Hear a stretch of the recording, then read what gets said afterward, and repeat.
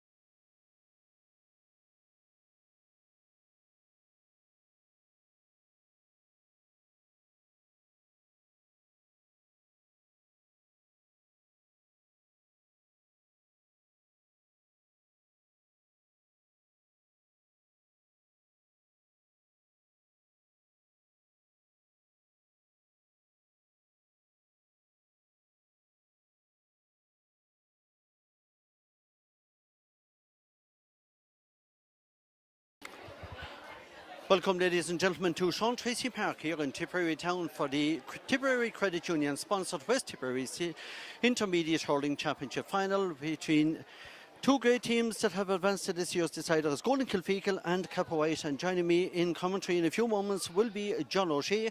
But I'm going to give you the teams as they will line out. There are 3 changes on the Golden Kilfeacle team. Coming in at number 16 is going to be Jack Corvin. He will replace Killian Hyde in goal. Moving out to the full back line, and it will line out as nearly as it is. Sean Hayes will continue along with Keith Landy, but there is a change in the other corner where Owen Manan is being replaced by number 18 Dahi Bagri. Moving out to the half line, and there's another change here on the right hand side. Owen Ryan is being replaced by number 17 JJ Burns. We will continue with Shane O'Connell then in the centre. Niall Heffernan, as you can see there on your left hand side, with number 7. Midfield is a good midfield partnership between Cian O'Connell and Aidan O'Connell, of course, and then on to the forward line. A fantastic half-forward line here, a very strong half-forward line with Johnny Wade, Shane Stapleton in the middle, very experienced Shane it is, and it must be said, and Ronan Hayes will complete the half-forward line. And into the full forward line, if they get plenty of ball into Andy Burns, he's always a major threat, and the new and upcoming player there with him is a county minor and county under 20 recently was Jack Leamy. Moving over to the Cappawhite team, there's 4 changes in personnel here. Cappawhite will line out as follows, and of course in goals you will have Anthony Barry. There's 1 change in the full back line, of course, and that is John McGrath. He's been replaced by number 26 Michael O'Brien.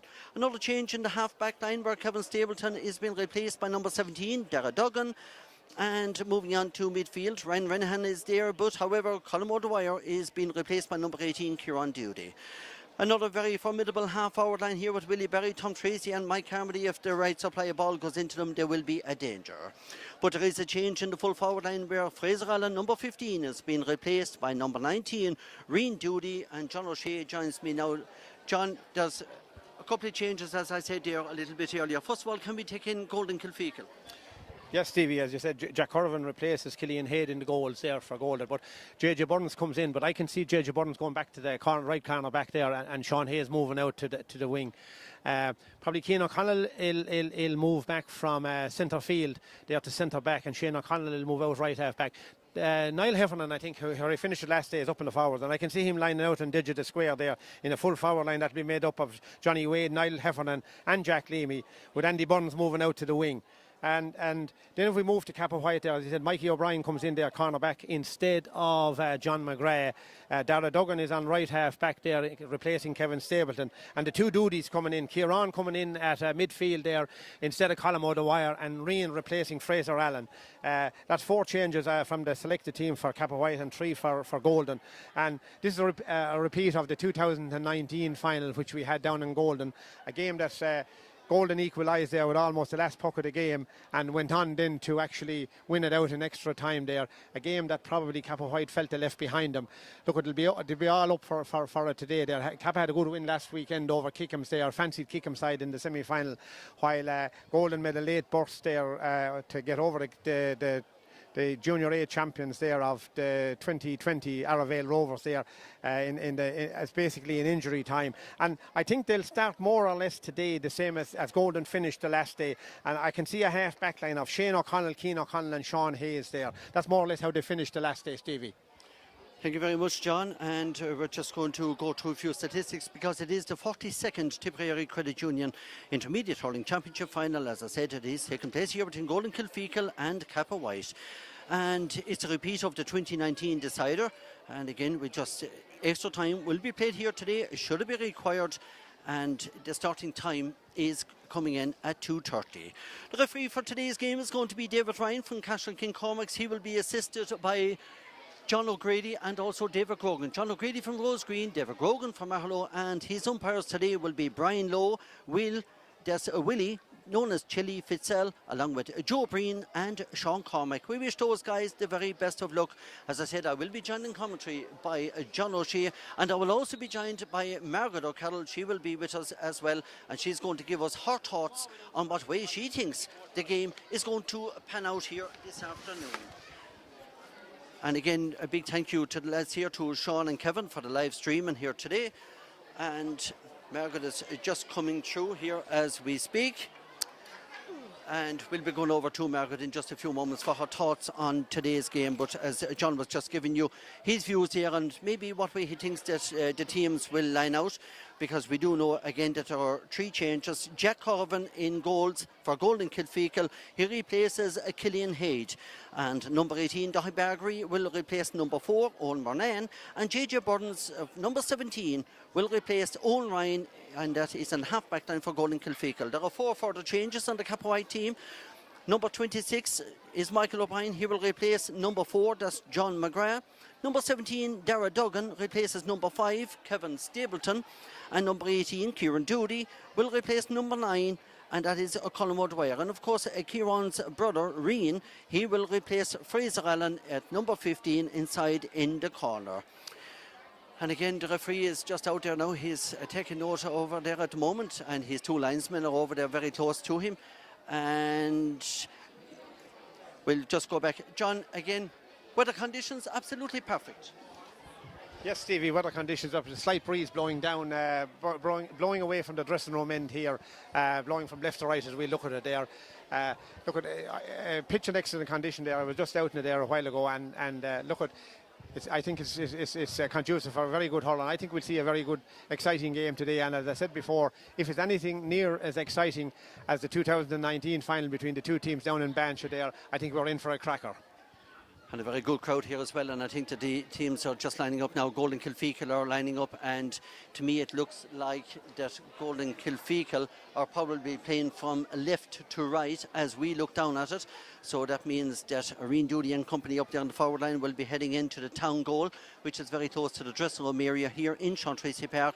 And I must give compliments also to the ground staff here, and that's Brendan Crowe. Fantastic job, as always, done on the field here in Sean Tracy Park. I was in a little bit earlier on, about 1 p.m, and I just see him over there getting the final touches, and at least putting the final touches to the facilities here. And again, well done to Brendan, always doing a good job. And the referee has thrown it in, the game is on. And again, it's a Cappawhite that seem to be on the attack, and the man that have it over there is Tom Tracy. Tom, of course, scored a crucial goal the last time. Sean just follow the play as we speak, and there's a couple of wild pulling there. Rian Doody is in the thick of the action. Rian has gone in along, and it's Rian that has it on the hurley. I would imagine he's going to strike this and put it clearly over the bar, but no, it's drop short, and it's out to Shane Stapleton, and Shane probably the most experienced guy on that Golden team. Just watch the follow-up on this one. I would imagine it could be cleared by Cappawhite. Yes, it is. And, of course, Philip Cantley plays it back to his defender. David Ryan is going back there because there is possibly a head injury at this stage. Margaret, there's quite a few changes, as we said a little bit earlier, on both teams. Are you surprised? Yeah, not really. It's great to see Rian Doody back. He's a very strong player, and he's a definite plus for Cappawhite. I'm sure they're thrilled to have him back at this stage. Referee is about to let the flow go with the free now. Free in. Or is it free out? Very good referee as well as David. Yeah, sorry, we're just trying to see if Shawnee Halloran had the head injury there, so he's back up and running again. Thank you for that, Margaret. And again, we're just going through there, and it is going to be a free out again for Cappawhite. So Shawnee Halloran is doing okay over there. Ball is dropping in around into those Rian Doody, and of course he is going to be a target with Kieran, his brother inside there. And Again, it looks as if Golden are dealing with this over in the full back line, and the man that have it there is Shane O'Connell. Yeah, it's Shane that is bringing it out, but again, it's Cappawhite Ross done, and Ross is a very, very versatile player, and you can see the hand pass off the left-hand side over to Willie Berry. Is this one going to make it? No, it's gone to the right, it's gone wide, the very first wide, John. Yeah, very first wide there of the game. No real pattern emerging yet, Stevie. No, and of course it's probably maybe too early at the moment, and again the scoreboard is reading no score in the early stages of this game, and we're just going on 2 minutes of play. Again, we're just waiting to see now where will Anthony Berry go with this one. He's not Anthony Berry, I should say Jack Corvin. My apologies, so just Jack Corvin going on that one. But it's Cappawhite on the attack again, and a lovely piece of defending back there again by Golden Kilfeacle. The man that have it is coming out along, and I would imagine that it is Aidan O'Connell clears it down over onto the wing. And it looks like Shawnee O'Halloran is over there chasing it back, but it's Cappawhite that seems to be dealing, but Shawnee O'Halloran is still trying to win it back, but it's Cappawhite to clear the lines back in defence.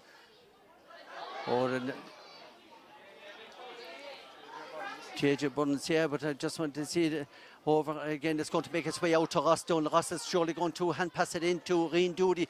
Rian is going to go for the first score of the game. You can be sure that that's a point for Cappawhite, and a glorious point straight between the posts as the umpire insider, he waves the white flag. The ball has gone way out over the roof here at the pavilion in Arville Rovers. A very, very good point here, Mark. A great point.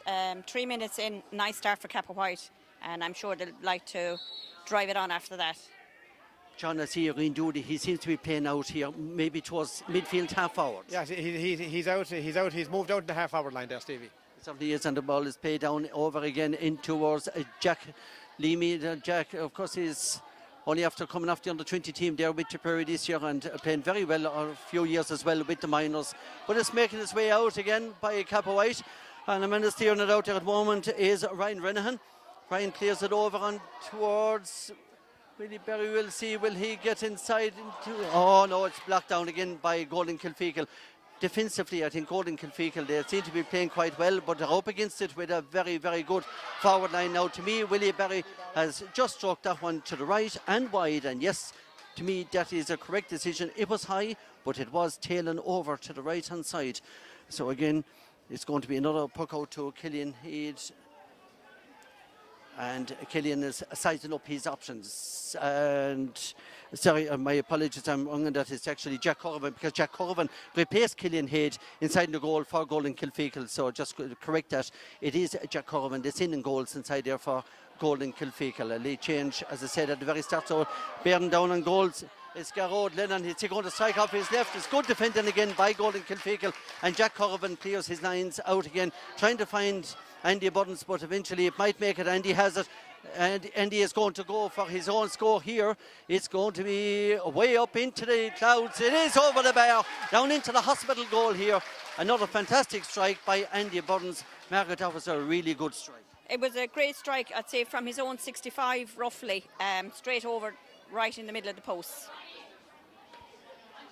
And the ball is back over again towards the full forward line of Cappawhite, but it's going to come in again to Tom Tracy. Tom is going to the right, has gone wide again. John, are they going to be wasted chances now when you think about it? Yeah, there's a couple of wasted chances there from Cappawhite now, but look at his early days yet, Stevie. There's only 5.5 minutes gone. 5.5 minutes gone, and Jack is inside there in goals again. Jack Irvin is just sizing up his options to see again. He's having a look to the left, he's having a look to the right. He's saying, let's spread out and give me options. And he is coming down along towards the stand side. Niall Heffernan is in there, but however, it's Shane Stapleton is coming out again together, no doubt. But Shane is going to play in the low trajectory, and it's making its way back again to Holden, but yes, and I would imagine that Ryan Renahan is going to come out here and he's going to see and clear his lines, and a very, very good clearance up again into the forward line. And Willie Berry had it have it, but Willie Berry does not up. But Willie, you're going to pull on it, says And he certainly is. Tom Tracy is back with the ball again. Back to Ross Dunn. Ross is going to shoulder his man off the way. He's going to strike off the right hand side. If this is a point, it's not. It's saved, and it's saved very well just underneath the crossbar by Jack Corrigan. And Jack clears it out over along, and great help over there again by his comrade, and of course his colleague Dahi Bargui, and it clears it out again. It's making its way to Keane O'Connell. And again, the long clearance down towards Andy Burns. Andy Burns is going to flick it up into his hand. No hurley there, Andy. That wasn't your fault, but it is going to make its way out. To just see if now. Yes, it's going to be a free in. I was wondering, was the referee going to blow it there? A free in, John. Yes, a free in there, but I noticed Cappawhite there. Willie Barry has gone into the corner with Ryan Renahan out on the half line. Just a lot of switching. A lot of switching there early on, but look at Andy Burns is going over now. Is a chance there to get on from the free there to put golden one up. And of course, Margaret Andy is one of those real talisman. He's a fantastic free taker, not putting a cross on him, but he is a really good open player as well. Oh, he's a lovely strike for ball. You can be sure it's going to go over. He just doesn't miss. As you say, hopefully we won't put the kibosh on it. Exactly. So we'll just watch now as he's placing it over, maybe about 45 yards out. Thereabouts. So David Grogan, the linesman, is here. He's going to be waiting for the quick puck out, I would imagine, but Andy is going for it, and here there's no question whatsoever. It's gone over into St. Vincent's Hospital. It is cleared the wall and hit the roof of the houses at the other side. So again, it's now back again to Andy Burns with that point, and a very, very well taken point. Puck out is coming down over along to the first side over again with Cappawhite on the attack again. It seems to be cleared out again now. I would imagine JJ Burns is over there, but looked like a wild swing there, Margaret. Yeah, definitely a wild swing there from JJ Burns. He's inclined to give away some frees, did it against Arville Rovers, and he seems to be continuing today. And they're needless frees. They are needless frees, and it's in a very scoreable position, so I don't know who's stepping up. Is it Ross Dunn? I'd say Willie Barry. Willie Barry's stepping up to take it, and it'll be of no problem to him. And of course, Willie Barry was in with the county team as well before, under the guidance of Liam Cahill. And Willie have plenty of experience, so I would imagine that this one should be well within his range. As he strikes it high, the umpire is waving the white flag. John, another score again, and another one for Cappawhite. Yeah, another first score for Willie Barry. Tie up the game at 2-2 there, with 9 minutes gone. 9 minutes gone, as John just said there, and quite rightly so. It's making its way back out over again. Shawnee Holland playing a very deep role there for Golden Kilfeacle as the ball makes its way to Niall Heffernan. Niall again, of course, another inter-county player is going for the score. What a beautiful score by Niall Heffernan. And he's stretching the arms out there. He's telling his players, spread it out, lads, and mark your own men. Andy Burns is coming out over here as well to tighten it up more so. So again, quick puck out, but it's going to be Golden Kilfeacle back along to Andy Burns. Andy is going to play it in towards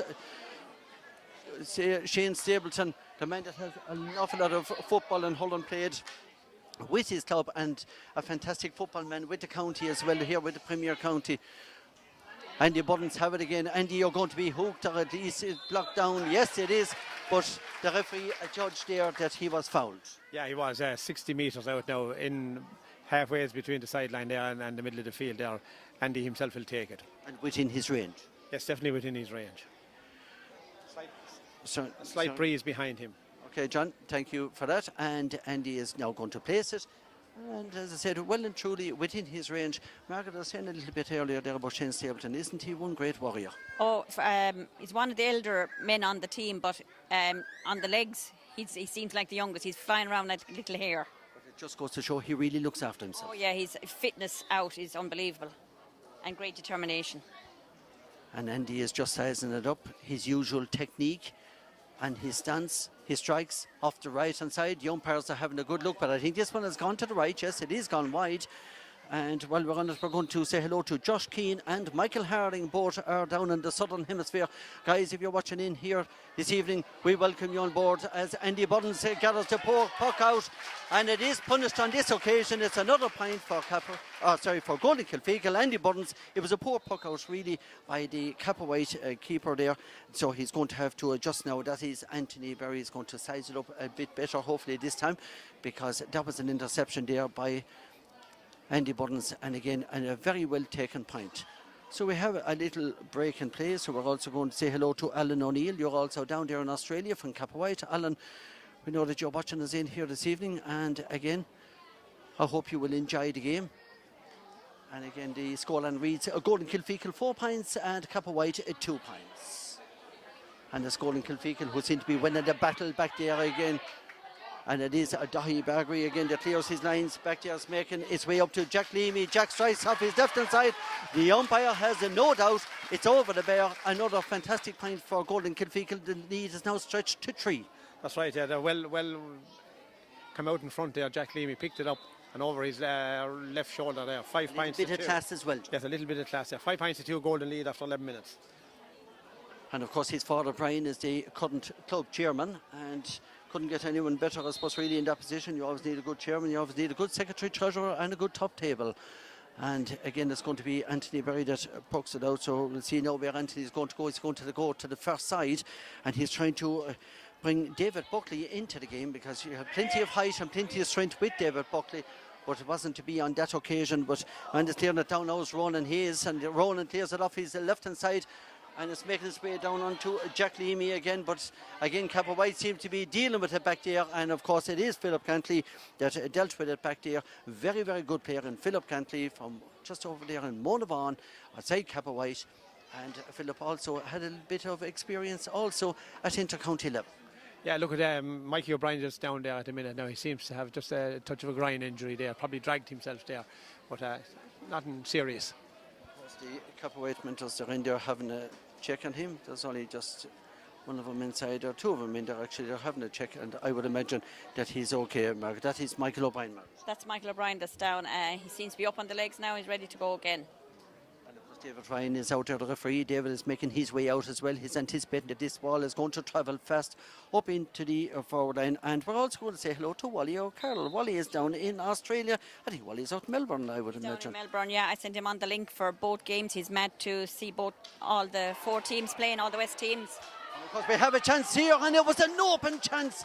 It was a great, great chance, and the ball has just gone wide. It was nearly easier to score a goal, John. Yeah, look, it was well caught by Willie Barry, and he passed it out to Tom Flassy, and he just blazed it wide. Just unlucky. He went for the bottom corner, but just very, very unlucky. Andy Buttons tried it here again, but it's Rian Doody that clears it into the full forward line again. Again, they're trying to feed David Buckley inside her, but he's well and truly snuffed out of it. And it's after making its way out to Shawnee Holland. Shawnee Holland is bringing it down over onto number 7 and Niall Hefner. Niall is striking off his left hand side. He scored one a little bit earlier. You can make it another point. A wonderful strike. Margaret, you told me earlier in the week that you have a very good hurler in Niall Hefner. Oh, definitely, sure. He's come from good stock, half a Clonalty man. Would you agree or disagree, John? I'd have to agree there on that. Look at it, that seems to be the move that was started there before, moving him up full forward. That's where he finished the last day, and it appears to be paying dividends. He's second point there now in 14 minutes, Stevie. Thank you for that, John. And it's Golden Kilfeacle who are dealing with it back here on the fence again. And it's coming out towards Sean Hayes. Sean Hayes is trying to clear it down. Eventually it's making its way down onto the full forward line, and look at that for a catch by Jack Leamy. Lovely piece of control. He's cutting inside. He's going to strike off the right hand side, but I don't think it'll reach its destination. And it's going to be cleared back there again by Philip Gantley. Philip Gantley is around it. Oh, see, there's no foul. Okay, so Anthony Berry is going to deal with it back there, because going in there at one stage was Niall Hefner, and Niall is causing a lot of, I suppose, havoc back there really for him. Niall Hefner, he's playing so well on the golden half forward line, so the Cappawhite lads now, they need to be on their toes. They need to be on their toes. Look, that was a bit of a let off there for Cappawhite, but in fairness now they dealt with it firmly in the finish. Okay, so it's going to be another puck out for Anthony Berry. I would imagine he's going to go for distance in this one, and it is over onto the far side. And I can see that it's going to break onto the Cappawhite lads. It is out breaking onto the Cappawhite lads. We'll see in a second who it is, but it's coming over again, and it's going to be struck off the left-hand side. It is gone over the bar by Tom Tracy. And again, Tom Tracy is a man that probably could have maybe made, it's just a water break now, I would imagine, Margaret, just a water break now in 15 minutes. Tom Tracy was probably unlucky maybe not to make the inter-county team maybe a few years back. Yeah, he's a strong player, and he's stepping up today for Cappawhite. He seems to be getting onto a lot of ball and breaking a lot of dirty rooks. Sean, as I said there to Margaret, we're talking about Tom Tracy. Who else would have stood out for you there now if we go to the opposition of Golden Kilfeacle? Look, at the moment, the Golden Kilfeacle defence seem to be managing things. Dahi Barger there is getting on a lot of ball there, coming out of that ball, as is Sean Hayes there. So, I think Golden will be happy enough with their first quarter, Stevie. They lead 6 points to 3 there. Only one of those points coming from a free there, actually, and there's only 2 frees scored in this half. One for Andy Burns for Golden, one for Willie Barry Cappawhite, as Golden leads 6 points to 3. I think they'll be happy enough with the first quarter, Stevie. Margaret, do you think that from a Cappawhite perspective, they're 3 points down? Do you think that, I would imagine, they're not going to be over worried at this stage? They wouldn't be over worried, but at the same time, for the amount of ball that their full forward line have got, they haven't got the dividends out of it. There's a lot of work left to be done yet in the full forward line. Thank you, Margaret. John? Yeah, look, I think the quality of ball going into the Golden full forward line is that little bit superior to Cappawhite. There are a couple of nice balls into Niall Heffernan there. Niall is inside in the corner. Jack Leamy is moving well there, coming into the game a little bit. So I think, as I said there, Golden will be quite happy with their performance so far. Thank you for that, John. And we're just waiting for a moment where the referee David Ryan, I'd say he's going to go over and have a quick chat with John O'Grady and maybe just give the signal we're almost ready to go back into play here again.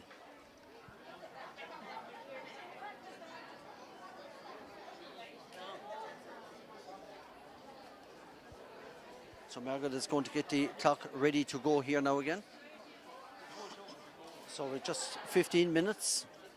Just going on 16 minutes, so again 15 minutes. Just to acknowledge there that this game is brought to you today in association with Ryan's Hannah Centre there in Cappawhite, where we thank them there for the general sponsorship of to enable this streaming to take place. And I will concur with you on that, because Shane Ryan Hannah, a wonderful businessman out there in the village of Cappawhite with the central shop. If any time that you're passing, whether you're feeling a little bit peckish or anything, just pop in. The girls here behind the deli, they will look after you. That's all. Ryan Centre out in Cappawhite, and a big thank you to Shane as always. And also to Michael McCarthy out there doing great work as well, especially with the Premier View podcast. A very interesting podcast. They're doing super stuff out there again, and it's all about promoting the games, Margaret, isn't it? Oh yeah, it's a very, very popular podcast. I listen to it every week and I love it. Might be able to maybe have a chat with that man later on this evening out at the senior final. Hopefully he will be out joining us outside. That's Michael McCarthy. We will have a chat with him. I know we will. I can see him from the distance. As Andy Burns is going for a long distance here. Speaking of distance, you can be absolutely guaranteed the radar is working perfect with Andy Burns. As I often say, poetry, I suppose, in motion there. Yeah, look, that was well back behind his own 65 there. A super point there from Andy. Really was, and a really, really good hurler, a very, very stylish hurler, and always really guaranteed 5 or 6 points, or maybe even 8 or 10 points, depending on the day. And there he is blocked down again, and he's going to go back into it and see, can he get it out, and eventually it's making its way out to Sean Hayes. Sean is going to clear it over onto Shane Stapleton. Shane, and he's coming out over on to Rian Doody. Rian Doody is going to play it into Tom Tracy. Tom is going to strike off his right hand side. When Tom strikes off his right hand side, at least it's going to be over the bar, if not dropped in, but it is gone over the bar on this occasion, and that was a welcome point, Margaret, for Cappawhite. It's one they need. It was a great point, near enough to the halfway line. Great strike at the ball, no question about it, straight between the posts. And again, the ball is breaking down over at the first side, and you see that it's a Packy Barry that's going to try and defend it out over there. That to me looked like a free, and yes, David Ryan is given a free in to Golden Kilfeacle. A little maybe shadow of a shoulder into the frontal. Yeah, look at a good break there by Keane O'Connell there, or by Aidan O'Connell, sorry, from midfield. Certainly was. I'd say temperatures today are probably reaching about maybe 16, 17 degrees here in Sean Tracy Park. The pitch is in immaculate condition, and again, well done to the Arville Rovers groundsman here, and especially to Brendan Crowe, doing a great job as always. Every ground and every, I suppose, club now, they have some fantastic people over the grounds, and that's what you need for a good surface. That's right, Stevie. Look at getting back to that last point there from Tom Tracy. Golden will be very unhappy with that. They were in possession there, and they failed to clear the lines out around the middle of the field. But Tracy was in like a light and over the bar for his second score of the game. Well, they paid the price because it's back over here again. And Andy Burns has now got a point again. And John will come back to me a little bit later on with the markings there as to who's after scoring, because Andy is, I would imagine, topping the scoring charts here at the moment with 5 scored, Margaret just tells me, and 5 good ones, Margaret. 5 good ones, 3 frees and 2 from play, so he's going well. I see Ronan Hayes is battling here over and around the middle of the field. There's going to be a little bit of a scrummage, I suppose, a bit of a... See, will it be able to come out? And yes, it's making its way out to the Golden Lads. Dahi Bergery plays it out over to Shane Sableton. Shane is going to clear it off his right hand side. Don't be surprised if this one goes inside the post. It's a lovely, lovely point. It's a lovely point, and I can see off camera where Sean Hayes is limping, so hopefully he will be okay. He seems to be limping over there, Margaret. Might be just a little niggling injury. They'll have to keep an eye on. Yeah, the linesman have his flag up at the other side, so he's calling the referee's attention to something over there. Maybe are we looking at possibly maybe a substitution coming in? Team coming in, number 30. Yeah, Colin O'Dwyer is coming in for Garrod Lennon. They are a substitute on the Cappawhite team. Thank you for that, John. That's what Margaret was just given to me there, so well done. You have it, you're spot on, you're on the ball, the two of you. And I said that looked like a tackle over on Tom Tracy, but Tom Tracy is going to go for his own score, but the referee is saying no advantage there, Tom. I'm going to bring the free back, because if it had gone over the bar, the point would have stood. It didn't go over, drop shot, so the free is brought back. David Crogan is going in to mark exactly where the free is from, and I'd say Willie Berry is going to come out, Margaret, and strike it off his left-hand side. It's one that you have anticipated a while back. Yeah, Willie is very, very confident taking these frees, and they need someone to put the scores on the board at this stage. They're 9-4 down, so this will put him back in contention. And there's 21 minutes of play. 21 minutes to play. Unfortunately, our clock on the scoreboard isn't working. So it looks like again that maybe Sean Hayes is seeking attention. It looks like him. We said that a little bit earlier. Yeah. He was hobbling around. There was some sort of an England injury, that, and I'd say probably maybe the shin or the ankle. Yeah, David Ryan, the ref, is over there, and he's down. Sean Hayes is down, and he's waiting he's getting attention there. So he doesn't seem to be going off though. No, I'd say that. Running it off again. Yeah, and knowing Sean, well, that's exactly what he do, because I can honestly tell you, he's a tough nut, and the tough nut as he is, he's coming back into position. He will run off that injury as Willie Berry is striking the ball here, and Willie Berry is going to put it over the bar. It's struck off his left-hand side. It is another point. Just gone 21 minutes of play. And Jack Corvin is inside in goals. Jack is looking for options. He's saying to his lads, come on, spread it out. I want to have a couple of options. So is he going to go short? Is he going to go long? He's going for distance on this occasion. He's trying it down to Andy Burns. Look at the strength of him, but he's eventually found. I think he's after pulling the hamstring back. He's holding his tie. Yeah, he's holding his tie. He'd be an awful loss if he has to go off. Massive loss. The minute he grabbed it, he held the back of his leg. That was an indication to me that the hamstring was after snapping. He's outsider, and then to be fair, Stevie Gricewood is outsider as well. He's helping him. That's what I call wonderful sportsmanship. Yeah, the Cappawhite mentor is in on the line, a hand up, trying to get the ref's attention, and David Ryan hasn't seen it as yet, but Andy's still here hobbling. He's not. He doesn't look comfortable at all. No, I'd be surprised maybe if I would be surprised if he's going to stay on, because David Grogan is giving the signal to the referee, David Ryan, that he is down injured. There was no contact whatsoever. It's just like the hamstring snapped, and he would be a massive loss. And I have to once again pay compliments to Stevie Gricewood insider coming in. He helped the man.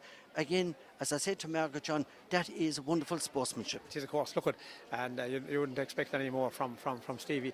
Look at the minute he hit the ground, Andy. I think he knew himself something was gone, and I think we've seen the last of Andy here today in this game. It's sad for Golden there. Big loss, huge loss, because he was going well. 5 points he had got, including 2 from frees. 3 from frees, I should say. So look at, if he has to go off, it will be a big loss. It seems to be. I don't think it's an injury that you can really run off, Margaret. Would you? Well, if it's the hamstring, you definitely can't run it off, TV. No. And although, do you know what? He's not giving up. He's not giving up with the hurling in his hand now. So maybe not the hamstring, maybe a calf muscle. He might go in maybe full forward to give a bit of a break and see how things go. But he's going to be a big loss outfield. Well, yes, definitely a big loss. He's strength. Come back out now in a direct switch with Andy. Andy's gone into the full forward line there. Now it seems not his hamstring, it seems to be the muscle down on the calf muscle, Stevie. Look, he might just run it off, you wouldn't know. Just want to see is this free going in for Cappawhite, and David Buckley is going out to see can he get it, but it looks like Dahi Bagri is really going to clear this one. Dahi is playing very, very tight defending back there, so the referee, something was said to the referee because he's bringing it into a more favourable position, and to me that was probably maybe a little bit of loose back chat, Mark. Yeah, as all referees, you shouldn't have to put up with this from players or the sidelines, so he's rightly so moving it forward. It'll teach him a lesson. And I can see where Mick O'Sullivan is out here on the sideline. He's doing a bit of coaching here as well. Back down from Drummond. The Kildare man is with Golden Kilfeacle, so he's going to size up what things couldn't be done, especially for the second half. And he was quite worried. I noticed him on his face. He was quite worried when Andy Burns went down that time as Willie Barry strikes this one. Very, very easy tap over the bar. Cappawhite with another one back, Mac. Another one back. That's his third free from Willie Barry, so he's clocking him up. Certainly is. And here we have Shawnee O'Halloran. Look at the speed of Shawnee. He's coming down over along the wing. He's going to strike it off his right hand side. He's going over trying to feed the lads inside in it. And are we going to see that Shane Stapleton is there, but it's going to be a free out. Yes, Shane is inside there. He was going to come out and pick it up and hopefully feed over onto a looser player, but it's not to be. And Shane, little flick up there, gives it back to Anthony Berry. He said, there you go, Anthony, it's your free. Lost out on this occasion. John. Yeah, look, the game has just gone a little bit ragged there now. For the last couple of minutes. We need a couple of scores now again to drive it on. So the ball is making its way in again towards David Buckley inside in the full forward line, but it's Jack Corrigan that clears it out over to Dahi Bagri. Dahi is going to size up his options. He's going to draw a man and then release the hand pass, and that's exactly what it is. It's a 1-2, and he was playing it down there with Johnny Wade. But it's eventually after making his way over to Jack Leamy. Jack is going to cut inside his man. He's going to strike off his right hand side. You can't beat class. He has class in abundance, and that is Jack Leamy. The pedigree is quite good in the Leamys. They're all fine hurlers. His uncle Tom played in the Munster Minor Hurling final way back in centenary year 1984 over in Thurles. And what a game he had that day. But that was Tom Leamy. And Jack is, as I said, one of those really stylish hurlers. The ball is going to be cleared in again by Sean Hayes. Sean is clearing it in, and it's eventually probably going to be dealt with. Yes, it is back there. That's a free out. That's a quite clear. I mean, there's an obvious push in the back. I would call that an all awkward kind of a one there by Ronan Hayes. Yeah, that's right. It just fell awkward on the Cappawhite defender there. It was, I think, it's Gantley. It is. Burns seems to be still in trouble inside. Do you think, Mar? I don't think he's going to last. No, he won't last. He's still hobbling a little bit. I'd say he's just trying to hang on maybe till half time, and he might get a rub from the physio maybe. I can just see Mick O'Sullivan, as I say, is doing a bit of coaching with him. Mick is a little bit worried about it here at the moment. Mick's wife Geraldine, she's in the Camogie. Of course, she'll be heading up there. That's Geraldine Canaan. She's heading down to Cork this evening for the 6:45 throw-in in the quarter-final against Waterford, and we wish the ladies down there the very best of luck. That was a wild pull. That was a very, very wild pull there, but again, to Johnny Wade, it was in possession, a wild pull. And again, that is, I could nearly say, a needless free again, Margaret. And we spoke about them earlier. Yeah, duties now from Andy. So Jack Leamy is going to come out, as John said there, Margaret, and expect you again. Needless free? Needless free. Jack is stepping up. It's a very tall ask for, he's a very young player, like he's his first year playing senior, and he's well up for it. But Andy Burns still isn't right inside. But I think it's a good option, John, to get Jack into the freeze, and I wouldn't be surprised if this one goes over.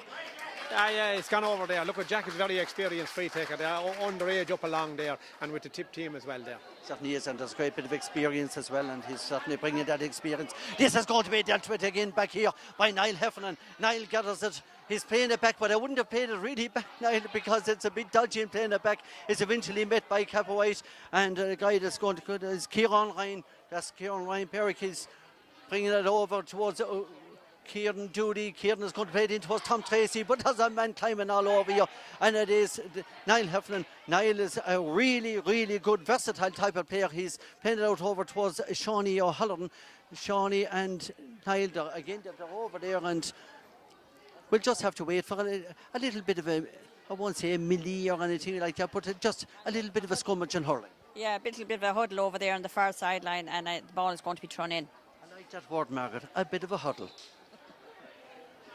So it's coming out again. Cappawhite thought that they had it, but it's Golden Kilfeacle that cleared the lines again. But again, they're finding it difficult to get it down into the forward line, and it's going to be a free here for Cappawhite. David Ryan, I think that you were spot on with that. This is Willie Barry territory. Yeah, he's coming out in the middle of this is dead straight in the middle of the field there, maybe a metre or two behind it. Barry is coming out to take it. He's definitely well within his range, dead straight in front of the goals.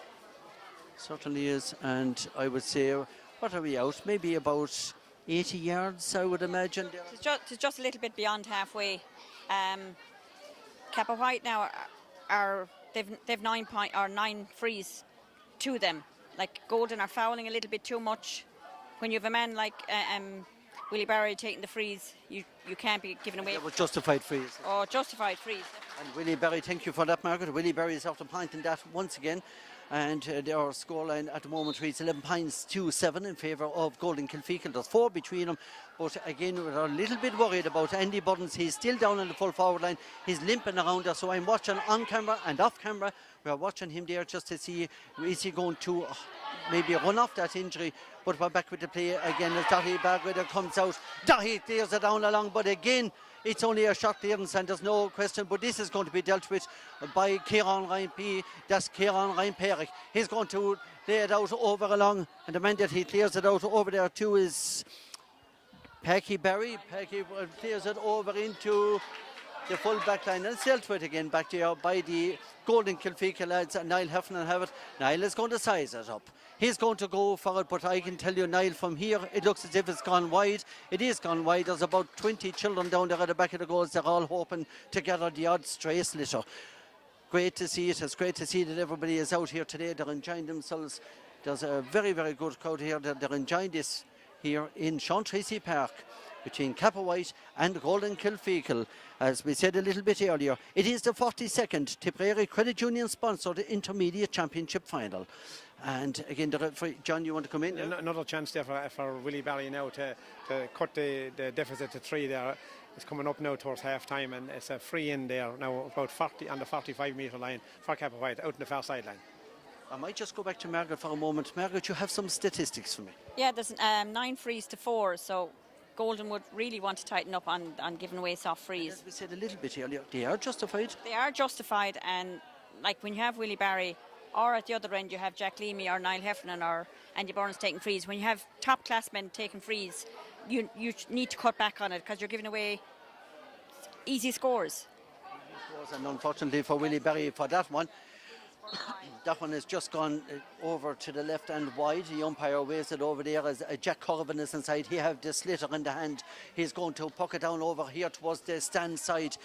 And Ronan Hayes was leaving it there to Niall Heffernan. Niall Heffernan's after cutting inside him. Niall is going to cut down. The head has gone down low. That means he's trying to generate a free at this stage, but I'm not so sure will it work. It seems to be out, cleared off the line. It's Ross Dunn that clears it over. It is Ross Dunn, a very, very opportunist one there for Golden. That's Niall Heffernan's second goal miss. So Cappawhite did very well to bring it out there. They certainly did, and it's going to make its way in again. And of course, it's Shane O'Connell, the man that played football for Tipperary, is a lovely pint, a beautiful pint, over 65 yards, a wonderful score once again by Shane O'Connell, an opportunist score, and he took it well. Yeah, that's his second point from play now, so he's going well. Going very well, as Margaret said there. And again, it's Anthony Berry with the puck out. He's going to go to the far side again. He got about maybe 80 yards on his puck out there. But again, it's Golden Kilfeacle that seems to have the edge. This Jack Leamy is coming out. He's not really sticking to the corner forward position because he's gone out over. He's going to take this sideline cut. John O'Grady told him, anywhere there, Jack will do you. So I would imagine we're probably about maybe 50 metres out from goal. But give or take, I would say about maybe 70 odd yards from the direction that it's coming from, because it's wide over. 32 minutes, as Margaret said. We're just into injury time here now in the first half, and the scoreline reads 12 points to 7 in favour of Golden Kilfeacle. So I'd say very shortly we will hear the half-time whistle from David Ryan. We're just going to wait and see as Golden Kilfeacle, they cleared it down again, and the referee, He's going to call for half-time. Yes, he's going to call for half-time. So again, the half-time score reads 12 points to 7 in favour of Golden Kilfeacle. First of all, John, your views on the first half. Look, Golden will be happy enough with their display there in the first half. Look, there'll be Andy Burns is running off the field there, but he's probably needs a bit of attention at half-time. Hopefully he will. They will be pleased, as I said, overall with their display there. They went a little bit ragged there after Burns going back into the full forward line. Niall Heffernan came out, and Niall was playing probably back a little deep, and it took a bit of the penetration out of their inside line. But overall, they will be happy, except for the concession of frees there to Willie Barry. I think Willie Barry has got 4 frees there in the first half for Cappawhite. But look at overall, Golden 12-7 at half time. They'll be happy enough with the first half performance. Thank you for that, John. Margaret, your views? It's still anyone's game, as you say. 5 points in at half time isn't enough leeway for Golden. They played with the wind in the second half, so Cappawhite with the wind in the second half, or Golden had it in the first half. If give Cappawhite the wind in the second half with Willie Barry on those frees, 5 points will be nothing. Thank you for that, Margaret. I'm just going to have a chat out here on the pitch side, and I'll just see who I can pick up out here. I hope Michael McCarthy is out here. Michael is going to have a chat with me. And I hope to also be joined by Francis Coughlin. Hopefully Francis will have a chat with us as well. Michael, your views on the first half, first of all, especially from a Cappawhite perspective. Are they a bit worried now they're 5 down at half time? Yeah, we started quite well. I thought Stevie got into the game, got the first point of the game there through Reen, and we're 2 points to 1 up. But after about 8 minutes, Golden started to take over and hurled very well. Niall Heffernan got two great scores, and Andy got a great score here from his own inside his own 65, and they went up 3 or 4 points. And we're only staying in it with Willie's frees, Is that a worry now from Cappawhite's side? Yeah, like Golden have 12 points, 8 from play, and we've 7, 4 from frees. We're not scoring enough probably from play, and we're just relying on Willie from the free. So we really need to up our game in the second half. For Golden Kilfeacle now, what do they have to do to go on and maybe get early scores on the board again and put them out of sight? Would you be looking at it that way, or do you think the Cappawhite are going to throw everything at them in the first 10 minutes? I will, sure. I mean, 5 points down, we're going to have to throw everything at them in the next 15 minutes, championship quarter, as they call it, And we've seen in inter-county games where it's been very important that teams come back out after the second half and really get stuck in. So we do, but I mean, Shane Stapleton has really come into the game at centre forward. He's moving out, and Kieran seems to be holding. And while Kieran is hitting a lot of ball, Shane is also getting on a lot of ball and making things happen for Golden. And so we really just need to get a handle on that. You made a statement there about Shane Stapleton. He's shown great experience as always. Probably the most experienced Golden Kilfeacle player on view. Yeah, I mean, look, Shane is knocking around there a good while, and he's a very experienced player. Has played at inter-county level in football, so he knows the game. And he, like the last couple of years, he's been playing at centre forward for Golden. He's coming out and he's getting on ball, and he's kind of playing nearly on the sideline. He rarely plays in the centre at centre forward, And we knew that coming into the game, and we need to start picking up on that. You spoke a little bit earlier about Willie Barry, but also you have Jack Leamy inside for Golden Kilfeacle. He's a major threat now, isn't he, at such a young age? Jack Leamy is a super hurler. I mean, we all followed him up along from minor and now in his first year in the under-20s, and I mean, he came on in the first round of the under-20, got a goal and a couple of points, and I mean, tremendous talent, and really looking forward to see how he develops over the next couple of years. But even here today, he's been man-marked by Mikey O'Brien, who had a fine game last weekend in the semi-final against Kickham's, but Jack is getting on top there, and he's out in front. He's a tremendous talent. So it's all systems going now for the second half. The second half is going to start, I'd say, in the next few minutes. But again, Michael, I suppose really Cappawhite now, they have to nail it down now and knuckle down in the early stage of the second half, because if not, well, then they could slip away from them very, very quickly. Yeah, I mean, we don't want Golden to be getting a run on us now, or we were a couple of silly fouls, a couple of silly mistakes. I mean, Anthony had a poor puck out that went straight to Andy Burns back over the bar. We gave away a silly free there right in front of the goals. We can't be doing that. I mean, I heard Margaret saying in the commentary there about the calibre of free taker, and I mean, Andy got hurt there, but I mean, he's a top class free taker, and now you've Jack Leamy, who I mean, he's an inter-county free taker, so we can't be giving away silly frees.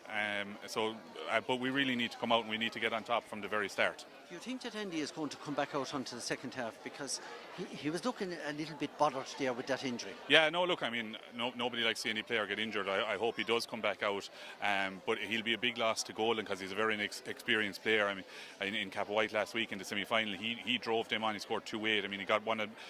They talk about Kyle Hayes' goal. I mean, Andy got a goal last week against Arville Rovers. He top spinned the ball into the net. I mean, he was an absolute cracker of a goal, and he's a tremendous player. Class act. Michael, thank you again for joining me. And there you had the views of Michael McCarthy, former secretary of the board. And I'm just going to make my way back up to the commentary box here again in Sean Tracy Park.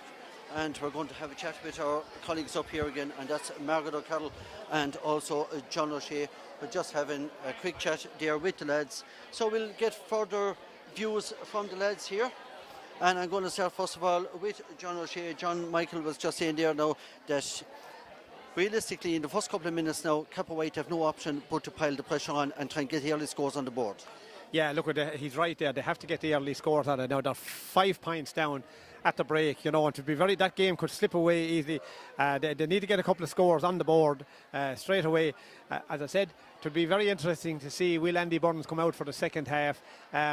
The only side of it is he will take a bit of watching inside in the full forward line. He'll take a man to mark him. But I think it has disrupted their forward division there since he moved in, because Niall Heffernan, when he came back out to the wing, Niall went very, very deep. And they sort of went defensively there for a while, and it took a little bit of it took the pressure off the Cappawhite defence there, Stevie. So look, it will be very interesting to see how the second half starts. Now, I think probably, if I had to call it, Burns will come out for the second half. Yes, John, we're going to obviously size up the teams coming out in the second half to see if there's any changes. Margaret, there are people overseas. There's a good few local lads from both sides overseas, and we've heard they're tuning in. So a big shout out to Josh Keane and Michael Harding. They're in Australia. Wally O'Card from the Kickoff Club is watching in too from Australia. You've Alan O'Neill from the Cappawhite Club tuning in. So a big hello to all them. And we know their hearts are with the both teams here, and I'm sure they'd love to be here. So just a big hello to them all. Well done to Margaret there, going through all the names. I don't know how she can remember them all, but she has remembered them all. Again, the umpires for today's game: Brian Lowe, Chili Fitzell, Joe Breen and Sean Cormack. And of course there, accompanying the referee, that's David Fine from the Cashel King Cormack Stub. And don't forget, a little bit later on this evening at 6 o'clock, we'll be coming to you live again. And that is going to be live streamed for the West Tipperary Senior Hurling Championship Final. It's going out in Golden. And actually, there is something, John, that I wanted to ask you about that. How important is it to live stream the games and to promote the games now? Look, it is very important. It's very important to stream those games at the minute. Like with the crowd, it's restricted by the COVID regulations. Very important to stream them. And you know, we're streaming here of this game today is brought to you in association with Ryan's Centra supermarket there in Cappawhite there, and PD Streaming are the outfit that's bringing the streaming to you here, Stevie, today. And the same way this evening in Golden there, it'll be brought to you in association with Sid Civil Engineering out in Genoli. And we have to thank those sponsors for streaming to get the games out to our people, wherever they may be, in Ireland, at home, in their own parishes, or anywhere in the world, Stevie. Thank you for that, John. Giving your views there again, as always. And I think the crowd are really enjoying this game here. Scoreline again, 12 points to 7 in favour of Golden Kilfeacle. And the referee just waiting for him to come out onto the field now again. And the umpires are making their way down onto the scoreboard down there, or at least the goal line, I should say, down there at the hospital side. John O'Grady, the linesman, is coming over here, so we're just checking to see is Andy Burns. Andy Burns is back in, so yes, Andy is back in. So at least there don't seem to be any changes there. So we'll just have a look around. Shawnee Holland is out at midfield, and of course Shawnee is partnering Aidan O'Connell out there. And of course Aidan's father, Jim O'Connell, what a fantastic player he was in his day with a Golden Kilfeacle. Aidan is out there as the referee throws the ball in, and again we are underway here for the second half of this Tipperary Credit Union sponsored Intermediate Hurling Championship Final here in West Tipperary. And again, John, you have further news. Yes, as I said, there's They're playing a two-man full forward line, a goal an hour at a minute. There's a goal straight away. Great goal by Colm O'Dwyer from Cappawhite. Colm O'Dwyer, what a strike, John, just as you were just talking. What a goal. What a goal there, and that's exactly what Cappawhite wanted. That's what Mike McCarthy said to you at half-time. They needed to get back in it. That was a wonderful goal there from Colm O'Dwyer. It certainly was, and we're back with the play once again. As Cappawhite are back there, as we said at half-time, they're going to throw everything at him as Willie Barry comes in. Willie Barry is going for the point, and Willie Barry puts it over the bar. Good man yourself, they're saying to him here behind me that Willie is after putting another one over. So now, all of a sudden, they have 4 points up. So, not 4 points up, but 4 points without reply if you make it 1-1. That's right, and all that happened there inside a minute. It certainly did, and there's only the pint in it. It's now reading 12 pints to 1-8. What a wonderful fetch there by Niall Heffernan. Niall is a classy hurler. He's laying it off over there to Johnny Wade. Is Johnny going for the score? He's going for the score, but it's gone to the left. It's gone wide. The umpire is just after waving it wide as Anthony Berry hooks it out again. It's going down over onto the far side. It's going to be played in short more into the centre. And now it's going to be a long delivery down into the full forward line.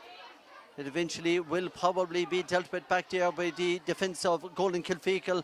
And I would imagine it should be. But then again, it looks like as if Shane O'Connell, but I'm just thinking with Shane, was he fouled? But no, Sean Hayes is coming out with it. Sean is going to hand pass it off. So it's eventually going to make its way to Aidan O'Connell. Spoke about Aidan there at half-time. Jack Leamy. Again, Jack is going to make a bit of space for himself. Look at this for style. Look at this for accuracy. If it goes between the posts, you can be guaranteed. Jack Leamy, when you get a draw from the crowd, tells us the ball has gone straight over the bar. A lovely piece of skill, strength and everything. And the finish was fantastic, Margaret. A great run by Jack Leamy. Took a few knocks on the way in, but didn't knock him off his balance and straight over the bar. And it's great to see Andy Burns is still on the pitch in the second half. He came out, so the injury mustn't have been too bad. Mustn't have been too bad. I know Philip Cantley will have his hands full with him inside there, even though you never know. That looks to be gone to the left and gone wide. Again, another wide for Cappawhite. John, they can't afford to be hitting too many of them wide. No, but look at Golden needed that point there after conceding the goal and a point early on. They needed that point there from Jack Leamy. As Margaret said, that he shook off a couple of hard knocks there and before he put it over the bar. Jack Corrigan with another long distance puck out over. But again, it's the Cappawhite lads. Mike O'Brien trying to clear it there. It's going to make its way over again to the Golden lads, but it's cut out again by Kieran Ryan. That's Kieran Ryan Perrick. Ryan Doody, I think Ryan that might take too much out of that. It's gone out over the line. And Kieran Doody there just taking it out over onto the line. And it's going to be a line ball for Golden Kilfeacle. And you can bring it up along. Sean Hayes is going to bring it up. He's looking around him to see what options that he have, but Sean is going to place it here. A little twist of the grass and place the slitter on top. I think maybe, you never know, sometime we might see a tee introduced in sidelines here for Hurling to save the cutting of the pitch. He cuts it up very well, and a very good cut inside over to just see is it going to be cleared out. Again, Mike O'Brien that looked to be having it there, seemed to be doing okay back there, and again, it was a free out to Mike O'Brien, so he leaves it there. So I would imagine that it's going to be a long strike here by Anthony Berry. So Anthony is going to probably obviously go for distance here. So I would expect that this one, Margaret, probably will drop in around the house. Drop in around the house, if not over the bar, Stevie. He's well capable of it. We'll watch it with interest. In around the house it goes, and it's gone to the left, it's gone wide, but definitely, Margaret, you are spot on. He is well and truly capable of landing long distance points. Well, he's well capable, but that's Cappawhite second wide in the second half, so things are looking up for him, I suppose, really. But Shawnee Holland is going into a challenge there. I can tell you, Shawnee, that was a good challenge. There was good pressure being put on there by Shawnee O'Halloran on the Cappawhite defender as he went to clear it. It took a deflection. The slater went out over the roof of the stand. It just ricocheted off Shawnee. It's just kind of maybe a little sting on the hand there, but it'll take a lot more than that to put Shawnee down. But again, line ball here to Ryan Renahan for Cappawhite. Ryan was also on the Tipperary Man Hurling panel as he cuts it across, but it's intercepted again Johnny Wade intercepts it back to Jack Leamy. Jack is going to try and strike it into maybe no man's land on this occasion because there's too many defenders back there, and Philip Cantley clears his lines again. And again, it's Sean Hayes that gathers it here for Gordon Kilfeacle. Sean is going to strike it in off his right-hand side. But Ross Dunn, look at the strength of Dunn. He comes out and wins the free. Not a shake on him whatsoever. He's absolutely superb. And again, the way he reads the game, it's a joy to watch. It is, yeah, he read that one well, very well there. He fouled in eventually by Ronan Hayes there, so it's a free out for Cappawhite. And the free has gone way down over onto the right-hand side of us, down onto the hospital goal, and Jack Corvin lets it go wide. So again, Jack is going to take his time. You can see he's not in any great rush. He's sizing up his options. I suppose I would do the same if I were in your shoes, Jack. I'd be sizing up my options to see what options have we available. He goes to the far side, goes over along maybe about 80 yards of a puck out over towards Jack Leamy and Shane Stapleton. I thought he maybe took a little bit of a stumble there as he was going for it, but however it's steered out again by Philip Cantley. Is making its way out to Ryan Rinhan. Ryan is going to strike off his right hand side. Is he going to go to the far side? Yes, the answer is that he's trying to feed Willie Berry, but that one just got past Willie, but Willie will still get to it. He'll hold it up over there. If he can get it up onto the hurley at all, he'll be doing okay, because it's very, very close to the line, and Golden Kilfeacle, they're clearing the lines over there again, Margaret. Keane O'Connell is clearing it out there. Strong player as well for Golden. He is, but there's another maybe slight interception there again as David Buckley throws his strength into it. It's making his way to Tom Tracy. Tracy is going along. He's coming through a lovely hand pass off, but it might be a bit of a slack hand pass on this occasion because the Cappawhite lad have to work harder for it to get it back. And Willie Berry comes into it. Willie Berry flicks it over the bar. Another point back again for Cappawhite. And to me, that was a very well taken point and a well worked point for Cappawhite. A well worked point, but they could feel agreed that they were on goal until they made a little slip and Golden got on top of him again, but lucky to get the point out of it.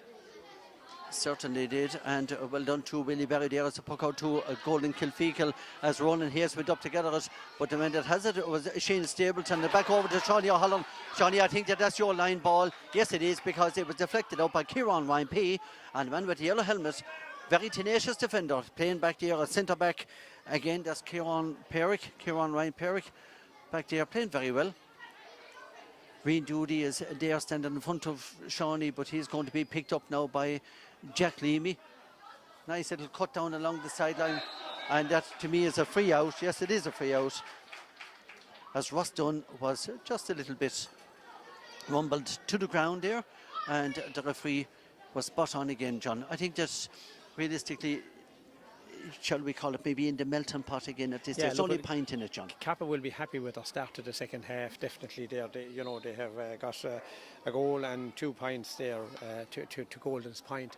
And, Golden... we'll just watch it here, John. Is just dipping in very, very close to the goal line there. But again, Jack Corvin, he watches it closely. He lets it go wide. It is another wide there to Cappawhite, and waste of possession again.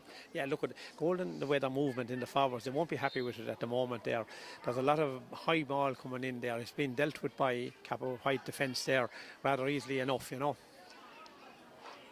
And it's Cappawhite to the back in the attack again as Ryan Doody has got it. Ryan breaks the tackle. He's going to strike it off his left hand side into the hospital goal. And it's like a patient coming out of discharge over the hospital. And it is Ryan Doody. Ryan, you're out and you're running out of the blocks there. Just back from holidays. He had a nice long holiday for himself overseas. So well done to him. So, yes, there is a substitute coming on there for Golden Kilfeacle. Margaret, we will size that up in a moment. And Andy Buttons is gone off. So we will see who's on in a moment. So we will size that up. It looks like Johnny Colehan. Yeah. You think it is, Margaret? Looks like Johnny Colehan. Tall ask now inside there.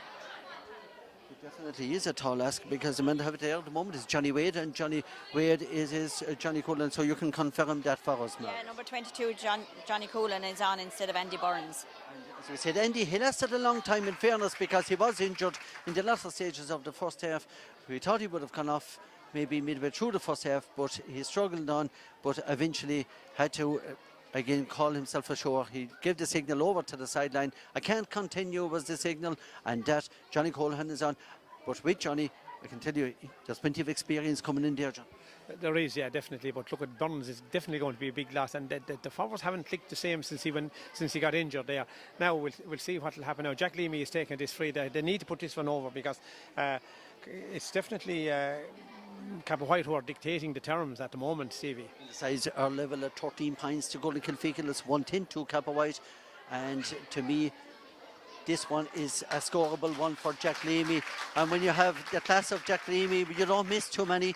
And regardless of the angle, there's another substitution. I would imagine, Margaret, you're watching that in the background. Yeah, I'm just trying to Margaret see. will watch that. So again, Golden Kilfeacle there, bringing on guys. So the guy, Margaret, I'll go back to you for that. Niall Fogarty's on. I haven't seen who's gone off yet. Okay, we'll watch that with interest, Margaret. And again, it's Cappawhite that are on the attack again with Reen Duty. Reen is going to go down onto the first sideline. It looks like a lovely little tap away from his holiday there. Shawnee O'Halloran, what a man there from the bridge there in Golden. It's just gone out over the line. It's going to be a line ball to Cappawhite at the first side of the field, up very, very close to the scoreline, or the scoreboard over there. And the scoreboard reads 14 points to 110 in favour of Golden Kilfeacle.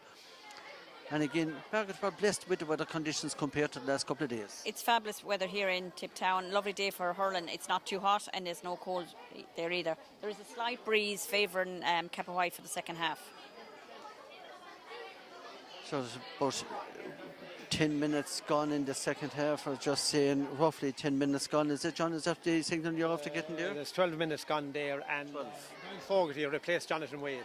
Jonathan Wade, okay, so we have that. And again, Golden Kilfeacle with a couple of substitutions there in a short space of time, but the ball has gone out over the line. David Grogan is over there. He's after giving the signal that it is going to be a line ball for Cappawhite. So Stevie Griswood is over there. He's gone back to Eugene O'Neill and his colleagues. He's calling them all in. He said, come in here, lads, and let's have a chat and see what can we do. Can we make changes? Are we going to leave it as it is? And it is going to be Reen Duty with the line ball, and we've just gone on 12 and a half minutes of play in the second half. We're not too far away from the next water break. Well, Shane Stapleton have the ball going over along the far sideline. Shane hops it off the ground. It's coming up. He's going to strike off his right hand side, but it's not going to make the cut inside where it is Ronan Hayes that have it. If he cuts inside at all, it could be danger. But it's Johnny Colehan going on, and he's not happy with the strike. I knew by the shrug of the shoulder and the head was just telling me the body language was saying that he wasn't happy with the strike, and it's another wide for Golden Kilfeacle. It's Anthony Berry with the puck out for Cappawhite again. He's trying to feed Willie Berry over here. Willie is going to strike it off his right hand side, but Willie, I can tell you from here, the ball has gone about maybe 3 or 4 feet wide over to the right hand side. Another wide again for Cappawhite. Margaret, they won't be happy with that. They won't be happy. That's their fifth wide in the second half now. So they're clocking up. They want to be cutting back on that, especially with the wind. They want to curtail it a bit. It's Ronan Hayes with the ball again. Plays it 3 cycles it out to Shane Stapleton, and Shane on into Shawnee Holland. Shawnee plays it into the full forward line inside. We'll have to watch and see Niall Heflin. Niall, if that goes over the bar, it's going to be a great score, but it's not. It's blocked down inside and cleared again by Cappawhite. Willie Berry is trying to make it his over there. Is it JJ Burns is just coming in there on top of him, but it just ricocheted off the hurley there of the full back. It's making his way out again to Shawnee O'Halloran. Shawnee has time to size it up. Shawnee maybe too much time on that occasion, so Shawnee is going to apply the pressure. That's one thing you're guaranteed with Shawnee. He will not give up. The men might get away from him, but he will come back. You're unlucky there, Shawnee. You just maybe clipped him in the ankles. Shawnee acknowledges it. One referee to the other, he says, yes, you were right. I did maybe flick him there on the ankles, and it is going to be an easy tap over free, I would imagine, Margaret, for Willie Berry. He is the man that has been nominated again for the free here for Cappawhite. Yeah, and again, it's moved forward. Words must have been said to ref David Ryan, and he's rightly so. He moved it forward again, and it's 4 frees for Cappawhite as opposed to 1 for Golden. Golden are still fouling, and they need to cut that back. Cappawhite are after taking the lead here again. They know it's actually brought it back to level. If we get the scoreboard in a second, it's still reading 110 to 14 on the scoreboard, but it is 111 to 14. John, can you confirm? 111 to 14. Willie Barry with his 7 point at the game there.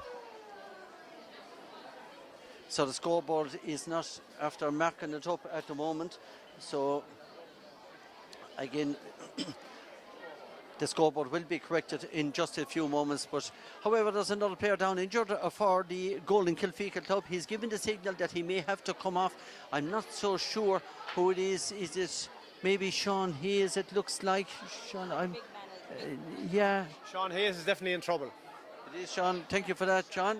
And Margaret, you can confirm. Yes, it is Sean. And as John said, he is in trouble. He's going off. So Sean is going off. Yes. Now, the thing is, who is going to come on? Number 20, I'd say, is going to come on, Margaret. It's Ryan. Christopher Ryan is coming on. So, again, quick spotting there by you, Margaret. Well done to you. You've spotted that one. That Sean Hayes was in trouble. So he's going to be replaced now again by Christopher Ryan. So there probably will be positional changes here now. Shawnee Holland is just coming out here towards the sideline. He's coming out, maybe just opening it up, hoping to give the goalkeeper more options. No, John, Christopher Ryan will be going as a direct replacement there in the half line for Sean Hayes, I think. Yes, that's the one that we got. And I think Margaret had given me that, so thank you for that again. And it's back over to Shane Stapleton again. Shane is after playing it in, it looks like over to Ronan Hayes. Is Ronan going to strike it over the bar? No, it's gone to the right. It's gone wide. Maybe. Is there nerves creeping back into it, Margaret? He seemed to strike that too quickly. He never steadied himself up, just into the hand and over, kind of a potluck shot. Niall. So again, we're going to follow the play here. And it's Ross Dunn that makes its way out over again, and he plays it out to Ryan Renahan. Ryan Renahan plays it into the full forward line inside to David Buckley, but it's gone out for a 65. Took a deflection there. Jack Corrigan, he had his own line well covered, but again, the man that was inside there with him was Keith Landy, and Keith Landy, between the two of them, between Keith Landy and Jack Corrigan, well, I suppose really there isn't too much that will get past them, but it is a 65. We can confirm that.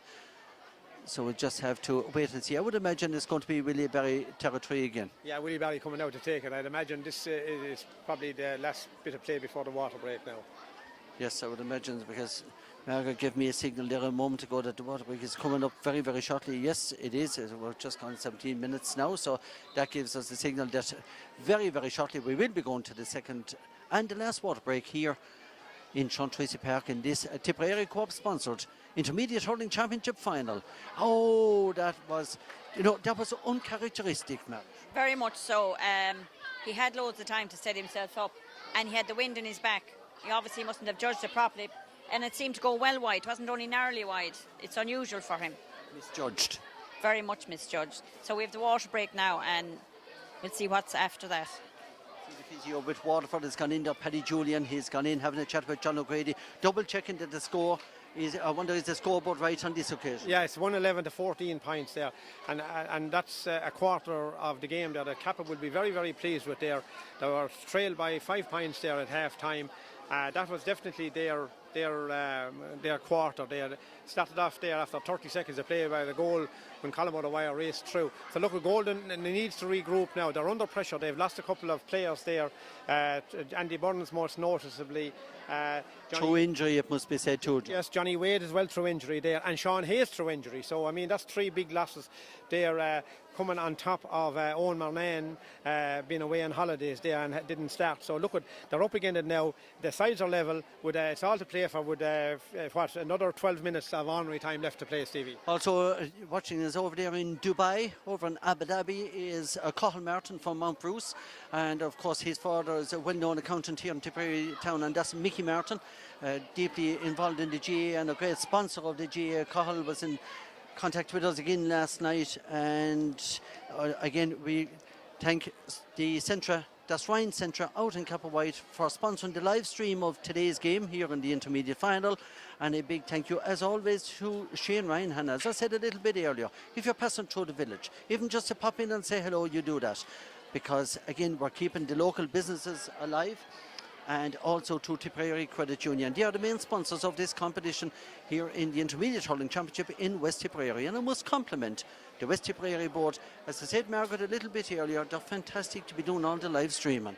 Yeah, it's a great facility for anyone that's living abroad. They love to connect with people at home, and it's an ideal opportunity to see local faces in the crowd and different things, and watch the players that some of them have played with or against. It's a great opportunity. He was a great player one time with Knockavilla doing the skate kickings. You're very familiar with him, you know him quite well. He's also out in Australia. That's Wally O'Kell. Isn't it great for people like that to be able to, it's like bringing home from home? Absolutely fantastic. He really looks forward to seeing the home games. He misses the J, but obviously he hasn't it out there, but he's watching the live streams every match. He's looking forward to them, and it's always on to me looking for the links. And no better woman to give the links, and that is Margaret. She's always supplying information on Gaelic games, and well done to her. We've been lost only for her, so the ball is cleared out again by Jack Corbett. Look at that for a leap by Jack Leamy. That's a fantastic catch by Jack Leamy. A wonderful ball into the forward line, and again it just seems to be caught in across. So Niall Fogarty that got that one in. It may be John Colohan going in putting pressure on Anthony Berry, but it's going to be cleared out over the line, and I would imagine, yes, it's going to be a line ball, and 2 goal in Kilfeacle. So I would imagine that probably Jack Leamy is going to be the candidate here, and yes, Jack is going to give a little twist to the grass, place the slitter on it. So we'll just wait and watch this one and see where it'll go. What a beautiful cut. When you have skill like that, it's great to see, but unfortunately it just drifts to the right and wide. A beautiful cut in by the county under-20 player, and that is Jack Leamy. The ball is played out again by Cappawhite. A very, very quick puck out, but it's dealt with back there by Golden Kilfeacle. Keane O'Connell now over onto Dahi Bagri. It's making his way up to Johnny Colohan. Johnny Colohan out over the line. It was taken from you, Johnny, so it's going to be still possession. 2 goal in Kilfeacle. Margaret, don't be surprised if Jack Leamy plant this one. Yeah, he's stepping up to take it again, so maybe this side might be a better chance for him than the other side, having already put one wide at this side, but hopefully he'll put this one over for Golden.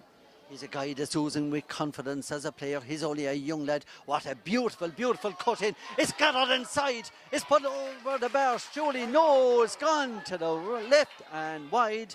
And I think that would that have been Niall Fogarty, yeah. But a great catch by Niall Fogarty from Jack Leamy, but unfortunately it went wide for Golden. A beautiful link up again, and again, as Margaret said, Niall Fogarty gathered the sideline ball, but it's going to make its way back out. Oh, let's see, but it's going to be Keith Andy that will clear it out over along Cappawhite or back again, but Ross Dunn, the strength of Ross is a joy to watch, and he will give it his all. That's one thing guaranteed.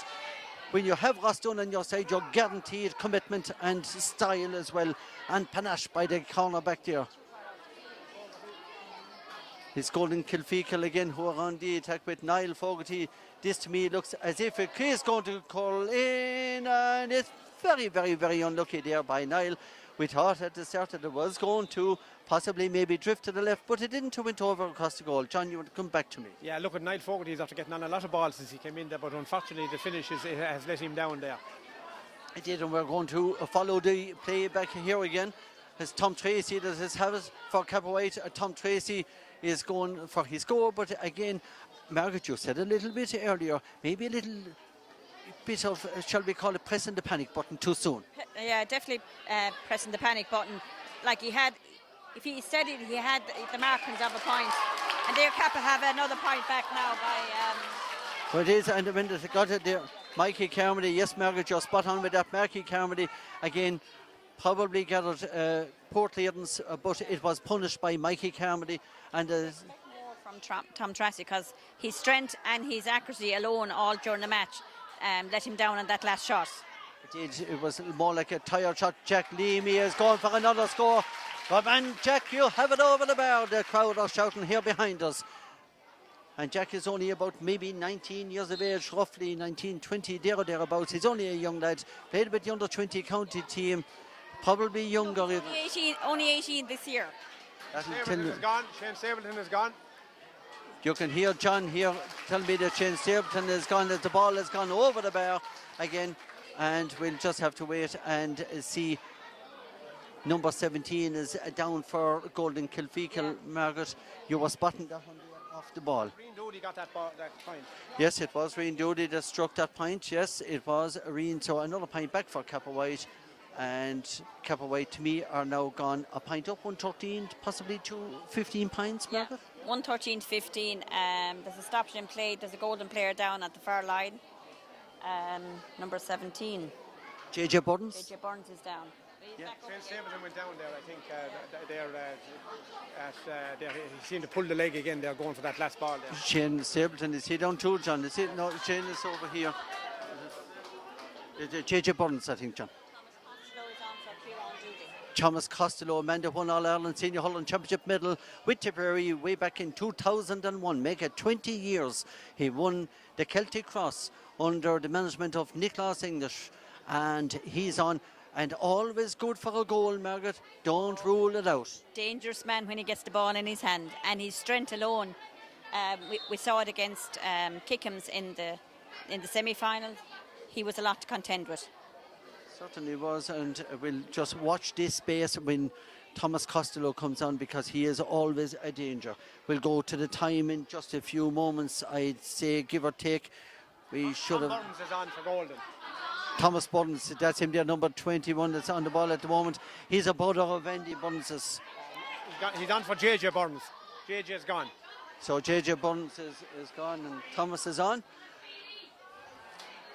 And it's going to be cleared again by Kieran Ryan-Perrick. Look at this for strength, look at this for a strike. A good 70-yard clearance, but it's Niall Heffernan that gathers it over again. He plays it to Shane Stapleton. Shane was going to go for the juggler there, but it wasn't to be. He cut it down inside. Might make his way to Ronan Hayes. It is making its way to Ronan, but Ronan, it's going to be easy to battle you up there, because there's too many Cappawhite men around you. There was 3 of them around you there at one stage, and eventually that ball, don't be surprised if it goes out over the line. John O'Grady has a signal up for the flag to say it is gone out over the line, and John O'Grady is going to leave it here and place it, or at least hand it, to Rian Doody. So again, we're coming up on time as 25 minutes gone. There's only about 5 minutes left in this game, John. Yeah, 5 minutes left in it there, and it is still all to play for there. It's 16 points to 113 there. So it's all to play for. Whoever will make the mistakes now, keep down the mistakes. Golden are decimated there with injuries, but look at, they're battling on. And Margaret, if the sides are level, there will be extra time. Definitely, it's finish on the day rules, as all the matches are this year, because with COVID they can't go to replays. And it's David Buckley that's back on the attack again. Don't be surprised if this one goes over the bar off the left-hand side. Buckley is after getting it, and another fantastic strike by David Buckley. And the scoreline now is reading 114 to Cappawhite, 15 points to Golden Kilfeacle. That tells me there's 2 between them at this stage. And again, the time is ticking on. Michael McCarthy said it at half-time. He said we need to get on top in the early stages of the second half and continue that right up to the finish. And no pointing given up, as he said. We just need to do that. That's what he thought. That's what I think Michael would be happy at this stage. Jack Leamy is going out over now to take the free for Golden Kilfeacle. David Grogan is standing about a yard behind him. So, David, you're going to have a good view of this, whether it goes over or whether it goes wide. Jack Leamy, he takes his familiar stance. He's going to bend and strike in the next couple of seconds. John. Yes, 60 metres out. Leamy, it's well within his range. It is well and truly within his range. But what's the radar like? The radar is signalling that it's gone to the right. It's gone wide. It didn't work on this occasion. Jack don't mind, because I have no doubt they will get chances here again very, very shortly. 26 minutes gone in the game. We're down to the last 4 minutes of original time in the game, and there's going to be a substitution for Cappawhite.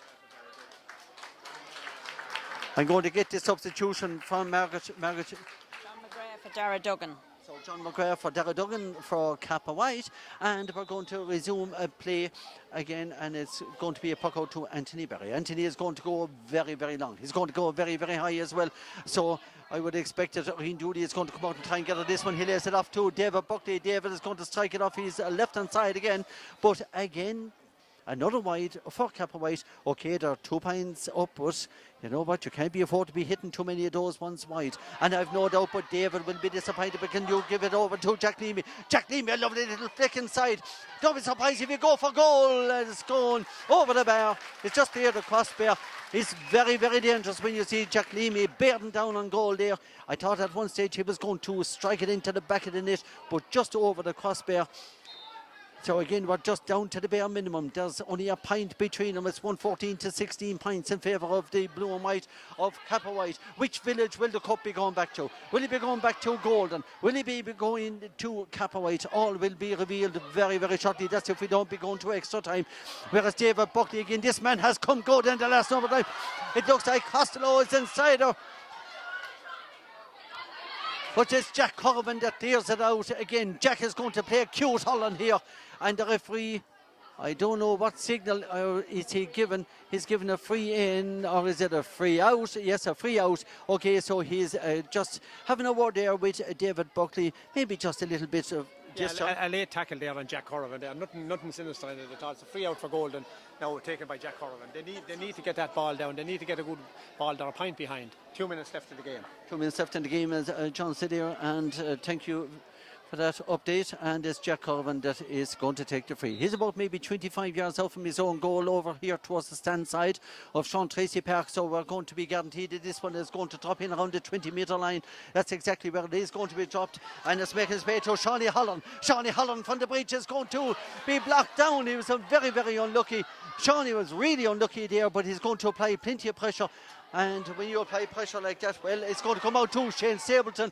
She's a bit of target practice here for Shane Stapleton. The sides are level here in Sean Tracy Park. And I would not be surprised if we went to extra time. It wouldn't surprise me in the least. Golden against Arville came back from the dead, came back to draw and then won by that point. And they seem to be doing much the same today. Cappawhite seem to be on top for all the second half, but Golden haven't given up and they're back level again.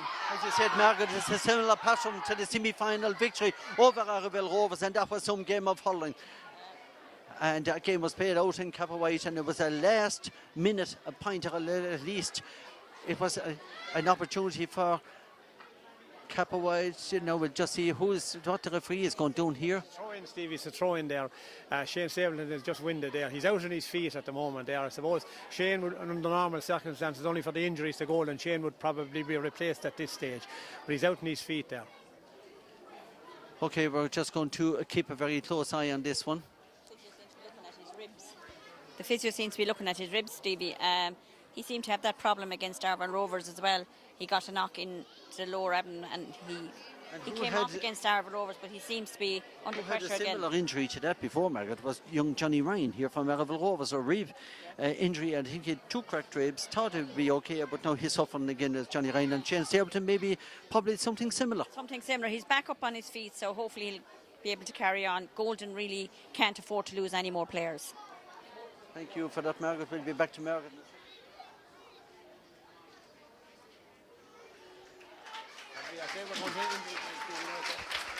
So Shane has gone off injured, as we said. We were kind of expecting that, but we will watch who is going to replace him now in just a few moments. I'll be going back to the lads. That was a wild swing by Niall Fogarty. Yes, Niall, I have to agree with the referee there. It was a wild swing. I am agreeing with the referee on that occasion. And then for a small little bit of back chat, well, it's going to be moved in now by David Ryan, maybe about 10 yards there or thereabouts. And when you put that into metrics, you have 13 metres. So that David Wade is on there for Shane Stapleton. Thank you for that, John.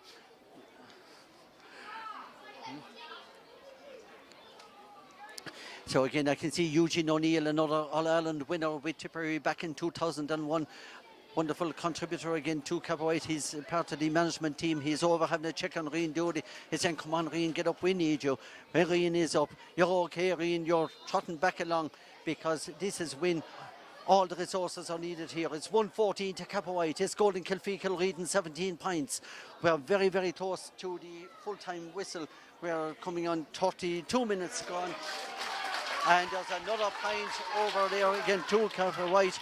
And Willie Barry with another point. So that makes it now on points, 18-17. Cappawhite are a point up by 115 to 17 points. It's Cappawhite that could come stronger here, because normally when you get a score line like that, your tails are up unless Golden can come back into it. Niall Heffernan is over there. He's playing a super game for the Golden Kilfeacle as Niall Fogarty is over there. Half the Hurley has gone about 10 yards beyond him. He only have the hand of the Hurley. That's no good to you, Niall. You were unfortunate there, because it's Cappawhite that are winning it back, and the guy there that was coming out for him with big Cappawhite was Packyberry, and it's going to be Cappawhite back into possession, I would imagine. Yes, it is. It's making its way back out again, but Niall Fogarty is in there. He's after creating a free. It's going to be a free in. Yes, it's going to be a free in for Golden Kilfeacle. Jack Leamy is in possession of the ball. So I think, Margaret, this is what? Very close to the 65-metre line. Jack Leamy, I would imagine, is going to be your candidate again. Yeah, Jack Leamy stepping up to it. It's a very crucial point. It probably could be the last puck of the game. John, you want to come in? Stevie, I think this is going to be, if he gets this one, I think the game is going to extra time, Stevie. I would imagine that, yes, the referee, I think that if this goes over, it's obvious that the referee is going to blow it.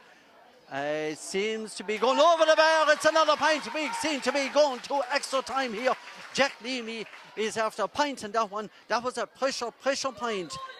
The referee is not blown for the full-time whistle yet, or at least because I think he's going to...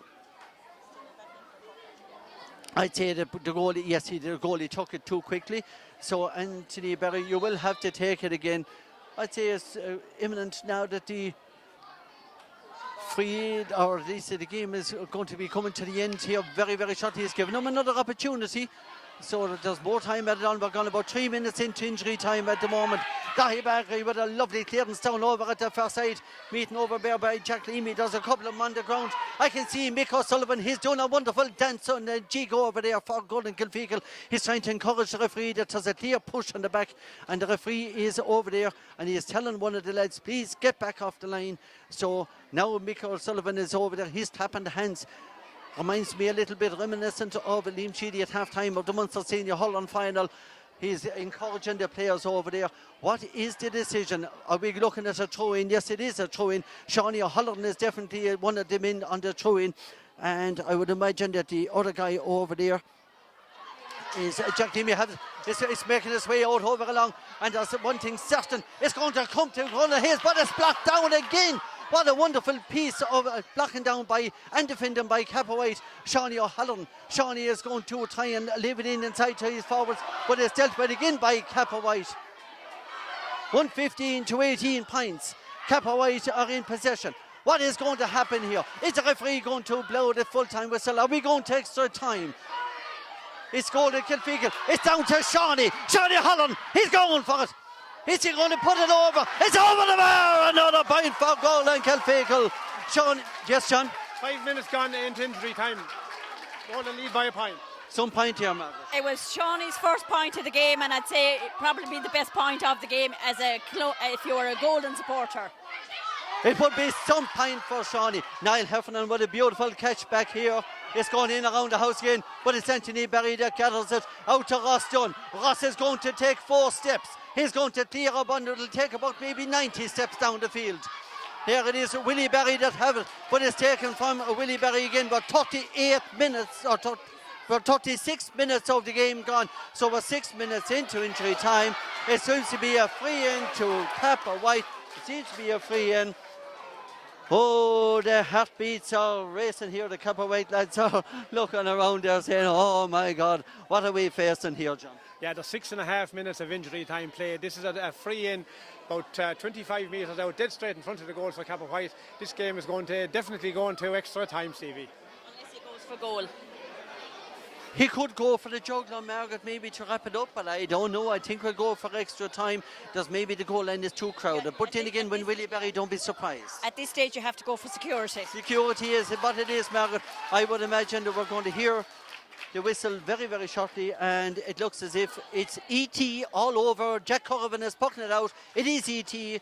We're going to extra time, John. Going to extra time, Stevie, on the scoreline, 116 for Cappawhite, 19 points for Golden. Look at Golden there, I suppose, from that puck out there, they had possession there, they lost it. The free in for Doody was fouled, and Barry put it over the bar to equalise. I suppose both teams will be happy enough. Both of them had chances to win, and they didn't. But I suppose now it's all to see what have both sides left in the tank, who have the most left in the tank now. We'll have to wait and see, Stevie. We certainly will, but I'm going to just make my way down here for a moment because I'm going to have a chat with Mike McCarthy again for just 1 second.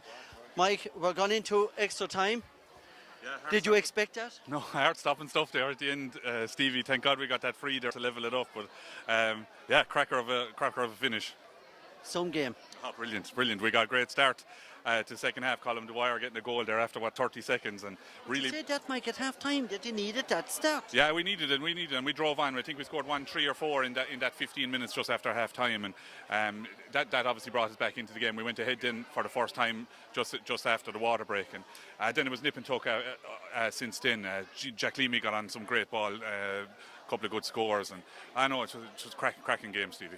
Michael, this wonderful entertainment, you're really selling the game right across the world. Will you talk to me a little bit about the live streaming? Yeah, it's brilliant. The West Board have done brilliantly, I think, and as have all the divisions with the streaming. It's a great facility to have. Sean Smith and Peter Dermody there for PD streaming, doing a great job on the cameras, and yourself, Stevie, and John and Margaret on the commentary. It's great, a great initiative by the West Board. Michael, we have viewers all over the world. They're down in Australia, they're in New Zealand, they're in Abu Dhabi, they're over in America, they're in Canada. I mean, where else would you get it? Fantastic. Yeah, it is. I mean, and I mean, we still have restrictions here, so there's only 200 allowed go to the game. So it's great for people. I know there's a lot of people that are still nervous at home, Stevie, and they don't like going out into crowds. So that's understandable, and it's great to have the streaming put forward by the board for those people. There's a little young lad here from Cappawhite, Michael. He's thrown a Cappawhite teddy bear up and down. The jersey is just fitting it absolutely perfect. Isn't that what GAA is all about? Yeah, it is, Stevie. I mean, look, that's what it's all about, seeing the young people out around and on the field and pucking. And look, we came down intermediate in 2014, 2015, and this is our third final in a row. And the whole parish, as a club, we need it. And look, I really hope we go on and win it now in the extra time. And Michael, let's be fair, to come down from senior to intermediate, that's okay because you're still playing at a very good standard. Listen, for the couple of years before it eventually happened, we were there or thereabouts. So I mean, when it probably really wasn't a surprise, as disappointing as it was when we did go down. But look, it took us a while to find our feet. We had a couple of great games with Golden the year or two after we came down, a replay and losing by a point, and then we had that tremendous final in 2019, which went to extra time as well with Shane O'Connell's last minute goal to level it, and they drove on in extra time and won it. So look, we're after getting the point now to level it, so hopefully we can return the favour, I suppose, in extra time. There's going to be some excitement. Michael will be heading to Golden straight after this for the Senior Hurling Championship final. And of course, that is the Tipperary Co-op sponsored Senior Hurling Championship final between Clonolty Rossmore and Cashel King Comics. All the action will be brought to you live with us once again, starting out at 6 p.m. this evening out in Golden. That's an eagerly awaited Tipperary Co-op sponsored Senior Hurling Championship final. John, again, we were just saying to Michael there about the importance of live streaming. There are countries all over the world that this is applied to here this afternoon. That's right, Stevie. Look, it's modern technology. It has to be used. It has to be embraced. And the board in West Tipperary board here, we're streaming this out to people free of charge there. Lucky enough to get a bit of sponsorship locally from different firms for it, and plus the clubs themselves. So it's not costing the recipient anything, and I think that's a good way. The board is endeavouring. It's not costing the board anything overall to do it. And I suppose you have to say thanks to Michael McCarthy for that there. He's put a lot of effort into it, a lot of time into it with Francis Coughlin there to make sure that everything is set up and everything goes well. It just doesn't happen. There's a small bit of work by a few people has to be done to it, and I think the people, especially the people that are not at home, but they can tune in and they can feel at home on a day like this, wherever they may be in any part of the world, or even any part of Ireland, Stevie. And I think it's a good facility. It's the way forward. Now, as I said, it takes a small little bit of organisation, but look at that's what it's all about. Thank you very much for that, John. Margaret, a little bit earlier in the week when I spoke to you, you said don't be surprised maybe if this game goes to extra time. You predicted it. I predicted it. I'm a fly on the wall in both camps, seemingly, but no, it's great to get such an enjoyable game for people watching and for the spectators here. They're getting value for money, and it's nice to have the matches back, and we have the senior to look forward now at 6 o'clock between Cashel and Clonulty Rossmore. Should be another cracker. That's a game you're really looking forward to? Well, I look forward to them all, but Clonulty being my home club, I'll be there to give them a shout on. Good. Well, I'll be there with you, Margaret, and so also. You have a nephew, Michael Ryan Winnie. Michael Ryan Winnie is my nephew, and he'll be playing Brilliant centre the last time in the semi-final. Small in stature, but mighty man. You said it, Margaret. Michael won't mind you saying that. Okay, we're very close to the extra time start here. So it's going to be 10 minutes each way. I can see Tom Ryan there from Anacarty is coming out of the field. Tom is in there to make a phone call. The phone call has now been completed by Tom, so he's coming out with a smile. So I would imagine he's quite happy with the outcome of the conversation there. So that is Tom Ryan there from Anacarty coming out. He's enjoying the game. He loves the game of hurling. But again, here we are waiting for extra time now to be played. Jack Leamy is out at the middle of the field, and it will be a quick little transfer here a little bit later on from Cappawhite over to Golden Kilfeacle. As I said, John, you want to come in there again on that one for the senior hurling final? Yeah, look at that's much away to senior hurling final there between Cashel there and Clonulty Rossmore. I think it's going to be a cracking game, Stevie, and one, you know, for anyone that can't get it, one well worth watching, I suppose. But back to the present time here now, we've two 10-minute periods of extra time there. I think Golden have probably their bench used at this stage, and you know, the legs will be very, very important. So I think the pendulum is swinging slightly in favour of Cappawhite, Stevie, at this stage. Do you think that they have enough on the bench themselves, John, Cappawhite, maybe for fresh legs? Because extra time is always difficult, especially for cramp. It is, yeah. And as I said, I'm just looking down through the Golden team there, and I think between what they have used, who they were missing, and you know, they're very, very stretched at this stage, Stevie. Because I can see, John, sorry for cutting across here, I can just see there Ross Dunn is even down, just as you're talking about the like of cramp and all that. He's doing a bit of stretching outside. We're very, very close now to the second, or to the extra time starting. Stevie, I think Golden have changed their no, they're all right. There's nothing, Stevie. I just thought something there. Yeah. So we're back now again, and David Ryan is only just going to get the two teams in, and yes, we're almost ready now for the extra time period to be started, and yes, it is. So David has blown the whistle. He had a look there to see who's playing in what direction. So yes, well, it is going to be a free end to Cappawhite, and the guy that I would imagine is going to come out, take it as Willie Barry. Yes, Willie is coming out. Definitely within his range. Right in the centre of the pitch, right on, just there on the white line of the centre of the pitch to signal. Willie throws a little bit of grass up into the air. Willie does a slight breeze. It's not too much really. So he's going to strike off his left hand side. Definitely have the distance. Has he got the accuracy? Let's see. And the answer to that is yes. Well done to Willie Barry. Again, Cappawhite just going a pint up there now as we speak. So again, they're gone 117 to 19 pints in front. Jack Corvin again, as always, very, very trusty inside there. Jack with a very, very good clearance down again. But his Cappawhite seem to be starting the brighter and starting the better here in the first period of extra time. And again, we'll just see it. Yes, it's a case of playing it around over to Rian Doody. Rian is striking off his right hand side, and 2 pints without reply in the space of a minute for Cappawhite have now made it 118 to 19 pints in favour of the blue and white. A good start, Margaret, for Kappa. A great start for Kappa. 2 frees off the mark, or 2 points off the mark, so it's a nice start for them. Golden need to steady down now and get something. So again, it seems to be like Niall Fogarty that's in there trying to get it, but as Cappawhite comes out trying to clear it again, and it's Kieran Ryan P that clears it, but it's Niall Heffernan that gathers it back here. He's only speaking to his father recently, that Mitchell, and telling me about all the training that he puts in and the great effort he puts in on training with the club and a county. It's a Golden Kilfeacle back on the attack, hoping that this one will be one on their own side of it there, because it seemed to be kind of slack thrown around, but it seems to be Colohan, John Colohan. Sorry, John, yeah. John Colohan there with that point. Yeah, John Colohan with the point for Golden Kilfeacle, and as I was just saying there that he was coming in, gathered it quite well, and a lovely shot over his shoulder as Willie Berry is trying to come out and gather it here. That seems to be a free as Jack Leamy has it. Jack is going for it, but it looks as if it's going to tail to the left. It is tailing to the left. It's gone wide again for Golden Kilfeacle.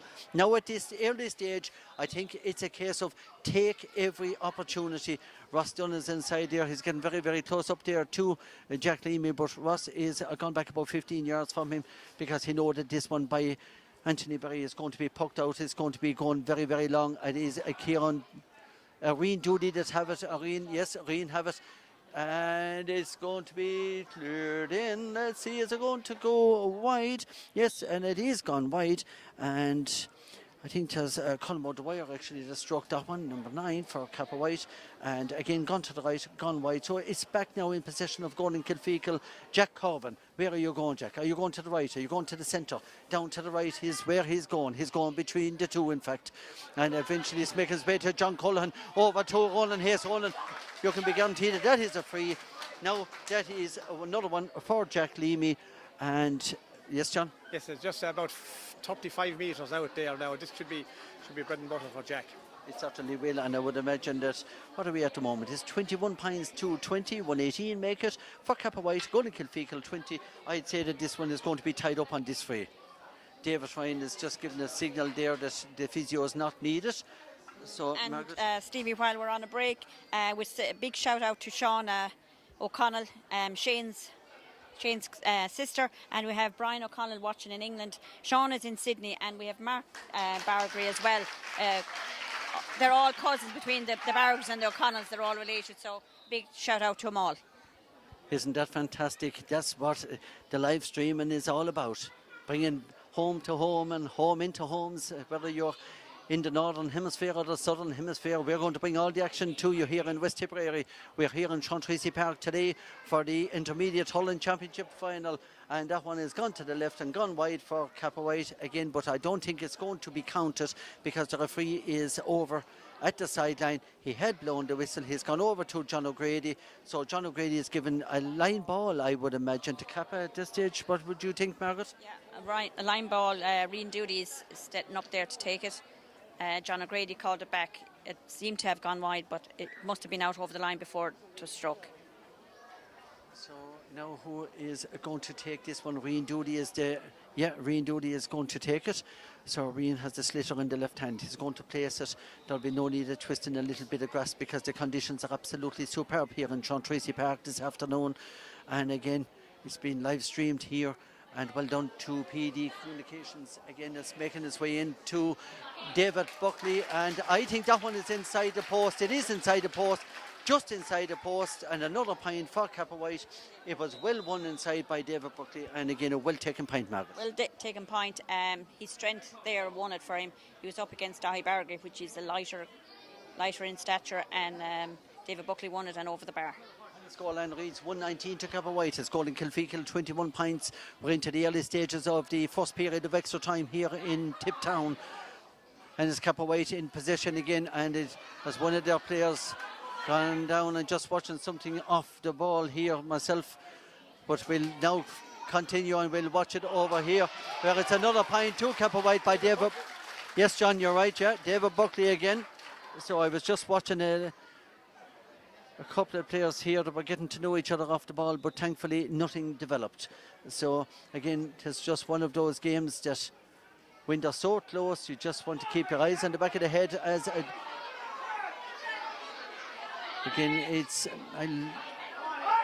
Niall Heffernan that have it. Yes, it is Niall that have it for Golden Kilfeacle. What a great one. He's after running about 40 yards. A beautiful hand pass into Jack Leamy. What beautiful control Jack Leamy had, and it's well saved. It's a 65. Anthony Berry to the rescue there again for Cappawhite. But again, fantastic display again by the great one of Niall Heffernan. And again, the layoff, the control of Jack Leamy. It was a joy to watch. Mikey O'Brien seems to be gone down over in the corner there, or in front of the goal there for Cappawhite. I'd say, Margaret, it's only cramp. Yeah, at this stage, a lot of the players are bound to be cramping up. It's a long haul for him, and it's very physical.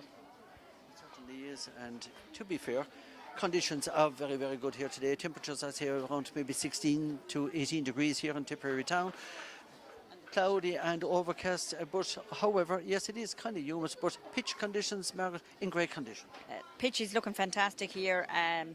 Couldn't fault it, and with the wire gone down here in front of us in the stand, it's a lot easier to watch it without the barbed wire in front of us. That makes a big difference, don't it? Big change. They're bringing it up to standard. It's great. John, we have an injury, so Just I suppose at the waiting moment. for a 65 now by Jack Leamy. Yeah, Jack will be taking the same when player resumes there. It's just that players are going down now. Mikey O'Brien has gone down there, probably cramp, and that will be expected now, especially with 7.5 minutes gone in first half of extra time there. I think Leamy will be going for this one. Yes, Jack Leamy certainly will. He'll be going to plant this one, or at least hopefully that it will go over for Jack. That's what he's asking himself. That's what he's telling himself, and that's what it is. It's over the bar.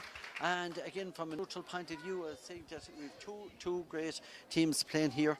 It is Cappawhite and Golden Kilfeacle. The scoreline reads 120 to Cappawhite. It's 22 points to Golden Kilfeacle.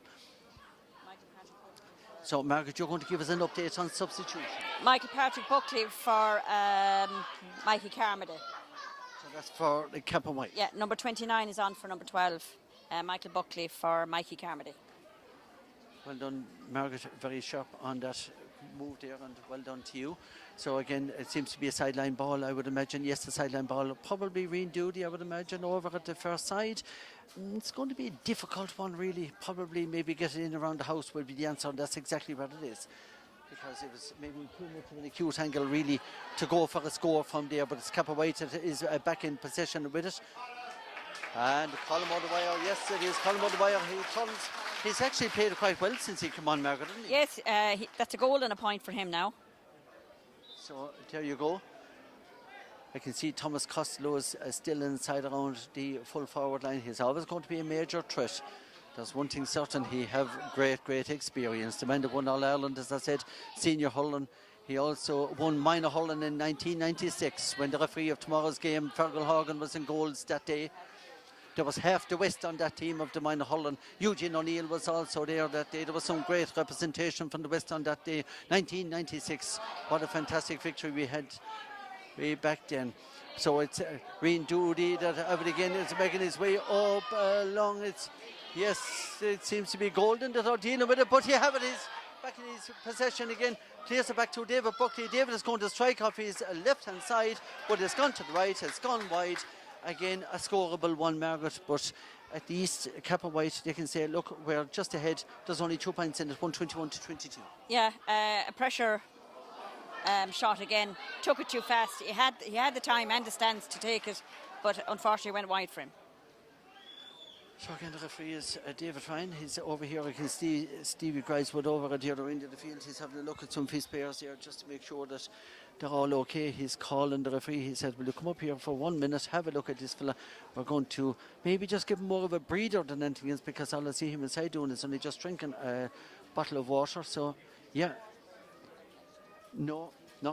No water break in extra time. Margaret, just spot on. He's only having a swig from the bottle inside there. So he's taking a breather himself.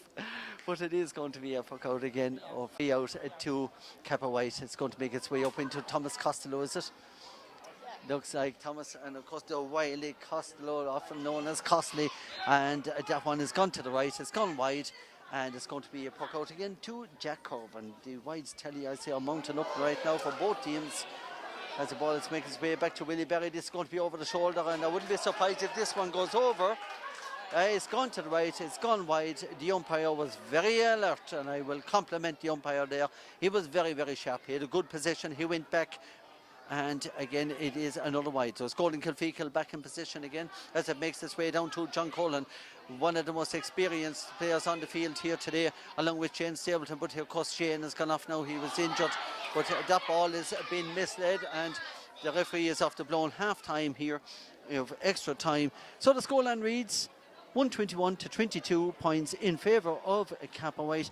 Margaret, very little again between them. Just very little separating. Very little between them again. The only thing now, as you say, their fitness will will be a strong part in the last 10 minutes in second half.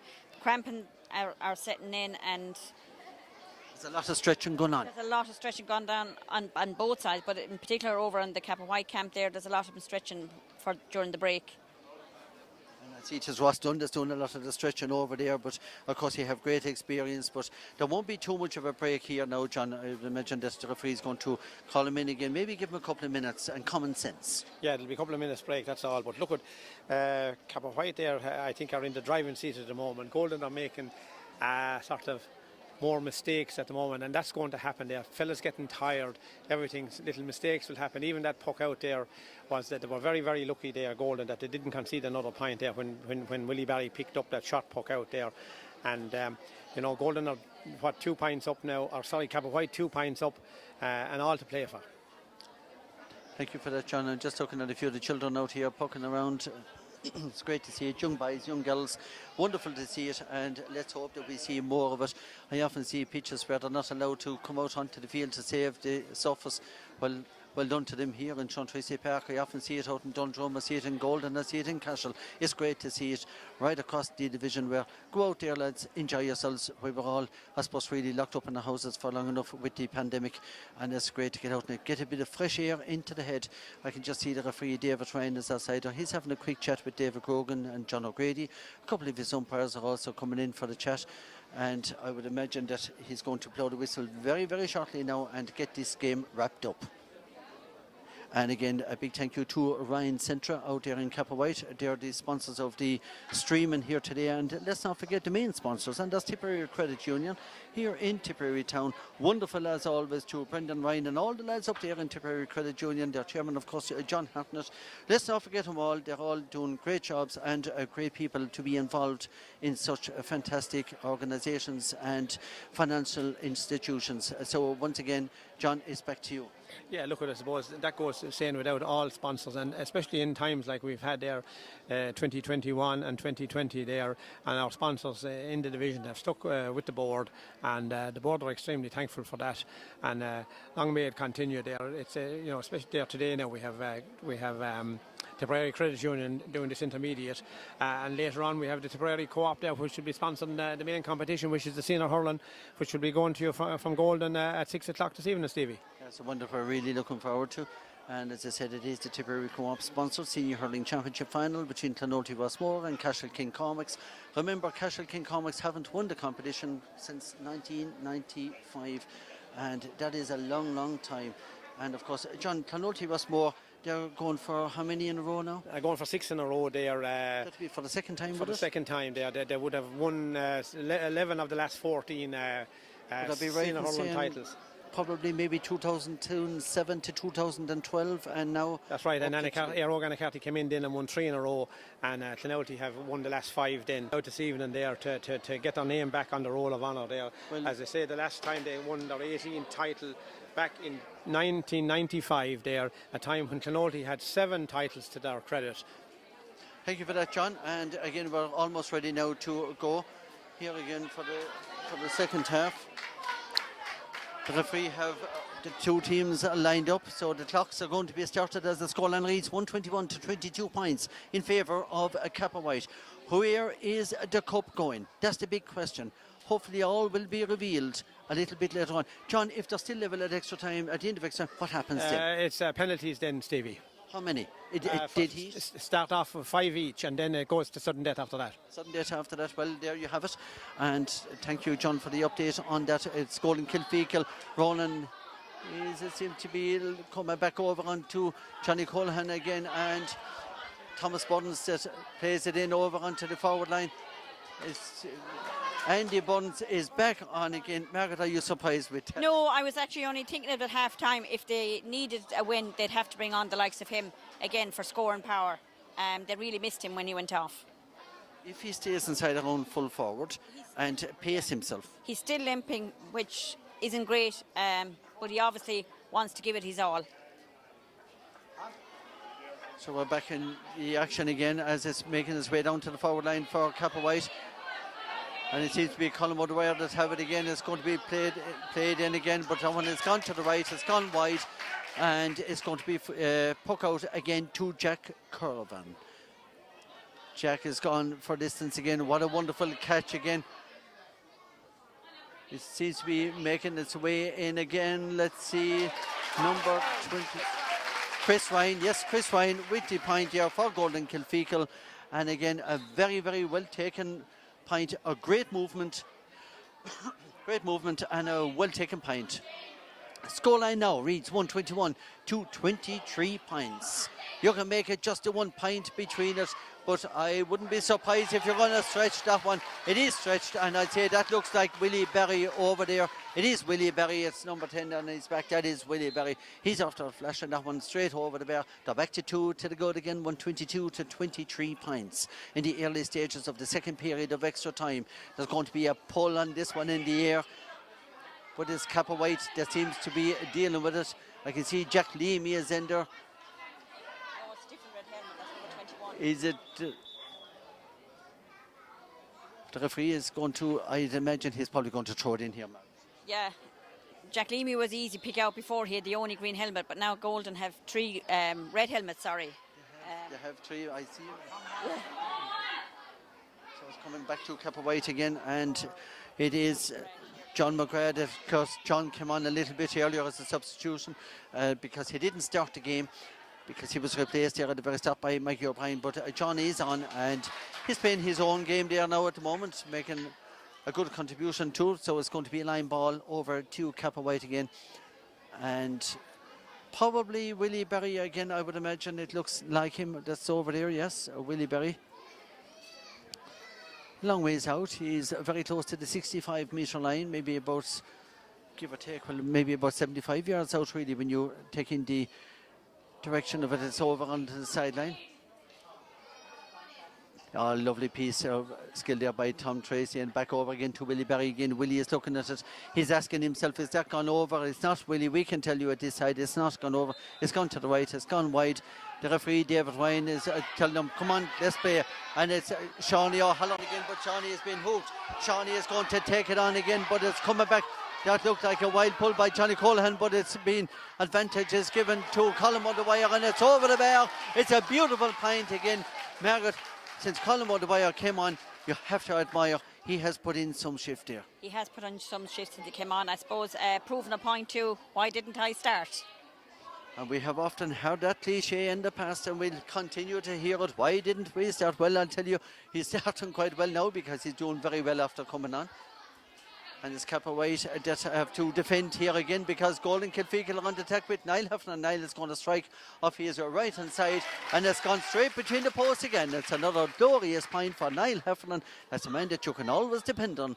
As he struck off his right, David is having a look at the referee, David Ryan. He's getting a signal from the linesman. That's John O'Grady. That there's a substitution going to be made.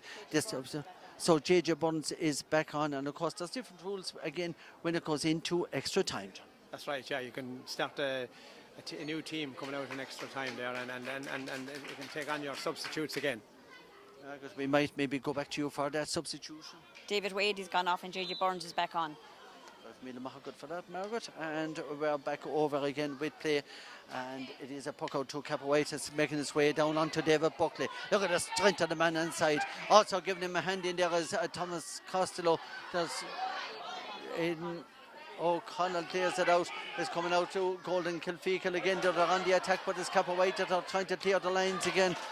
And it is cleared over again by John McGrath. Clears it down over on to, let's see, is it going by Rian Doody? It's over the bar. And Rian Doody put his left hand over the shoulder. He said, I'm going to punch the air with the light. There's going to be another substitution for Golden Kilfeacle.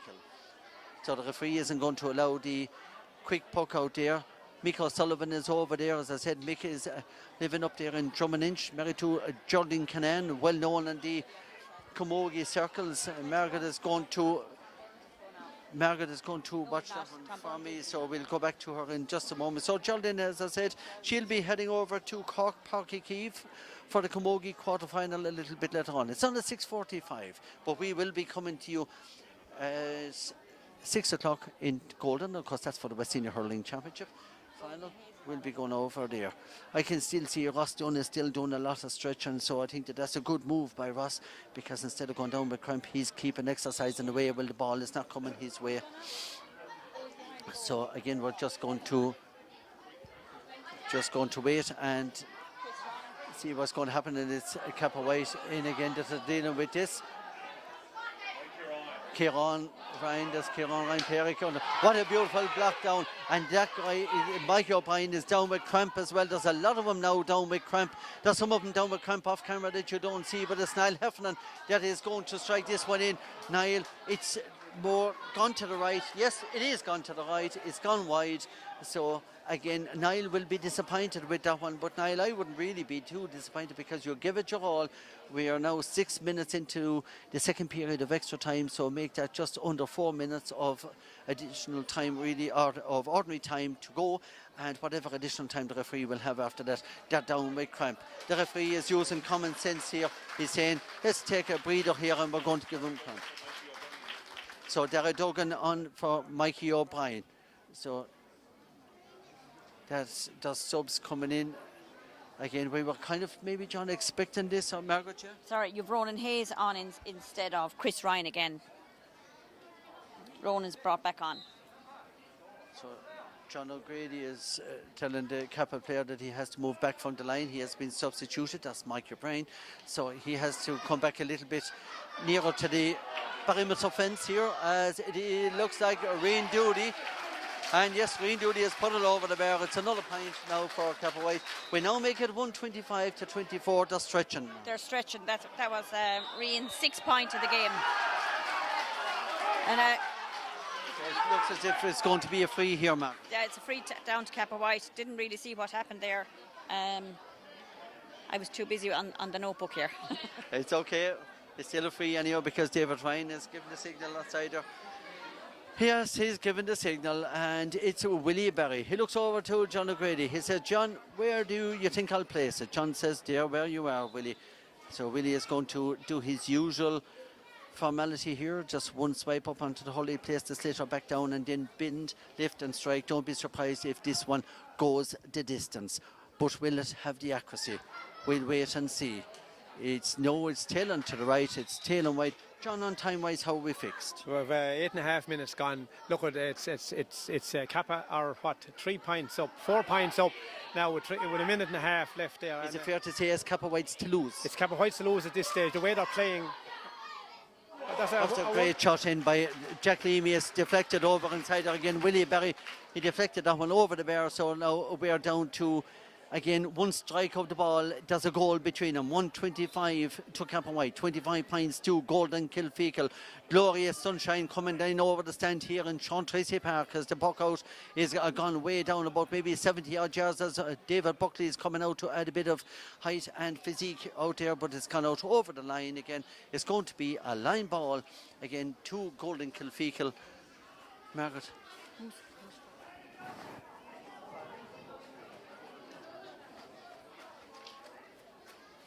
So it's going to make its way back to JJ Buttons, and again, yes, it might make its way back to JJ Buttons again. He's going to kick it on this occasion. Will Shawnee O'Halloran get it? Yes, Shawnee gets it. He has it on the stick. You can be guaranteed Shawnee is going to be taken down. He is taken down. Oh, yes, he is taken down. That is Kieran Ryan Perick. Now, Kieran, John, just shouts for the black card. What colour card would you give him, or would you give him a Christmas card too early? There's no card there now. It's free in for goal, and Jack Levy standing over. Now he has to decide. There's a goal in it. 10 minutes are almost up. There'll be probably a minute of injury time on it. I think I can see Jack probably going for a goal here. Well, I'd say, John, at this stage, he may have no choice but to go for the goal, because time is almost up. John O'Grady has given me the finger. I think that's one finger for a time signal, John. John. He's given us the signal there. Yes, that's John O'Grady, of course, from Rose Green. The linesman, as Margaret said, he's taking a breather. He's hanging over the bar, and that's the roll bar. So, John, we're very, very close to the end of this game. Even, I think that the linesman and the referee has done nearly the fatigue is catching up with those people as well. It is, and with maybe a minute left to play there, Leamy could tap this over the bar and hope then to get possession from the puck out. Get it into a one-score game, Stevie. Yes, indeed. And again, John, as we will be under pressure a little bit later on, straight after the game, we will just make it about maybe a couple of minutes after this game just to go through the game again, and then the photographers, of course, the paparazzi, Francis Coughlin is lining up the cameras over here on my left-hand side.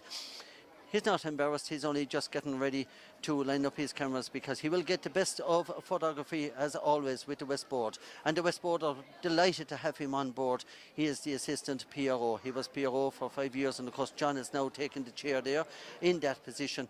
And again, great publicity as always, and great promotion of our game here in West Tipperary. I must compliment everybody involved with the West Board, and of course their chairman, that is Michael Ryan Cooper. Margaret, a long delay. Long delay. Number 6 for Cappawhite is down, Kieran Ryan. But it is a golden free in. Thank you for that, Margaret. So again, we're just waiting. There's Kieran Ryan Perrick that is down.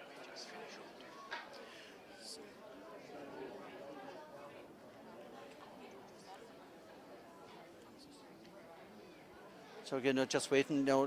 Kieran Ryan Perrick is going off. It seems to be a head injury, and we wish him a speedy recovery. What a warrior he has been. What a warrior he will continue to be for Cappawhite. That's Kieran Ryan Perrick. He's just making his way off the field there at the moment, so it's going to be a free in. Now the big decision is, what's going to happen here? Is he going to put it over? Is he going to go for goal? There will be a couple of minutes added on that.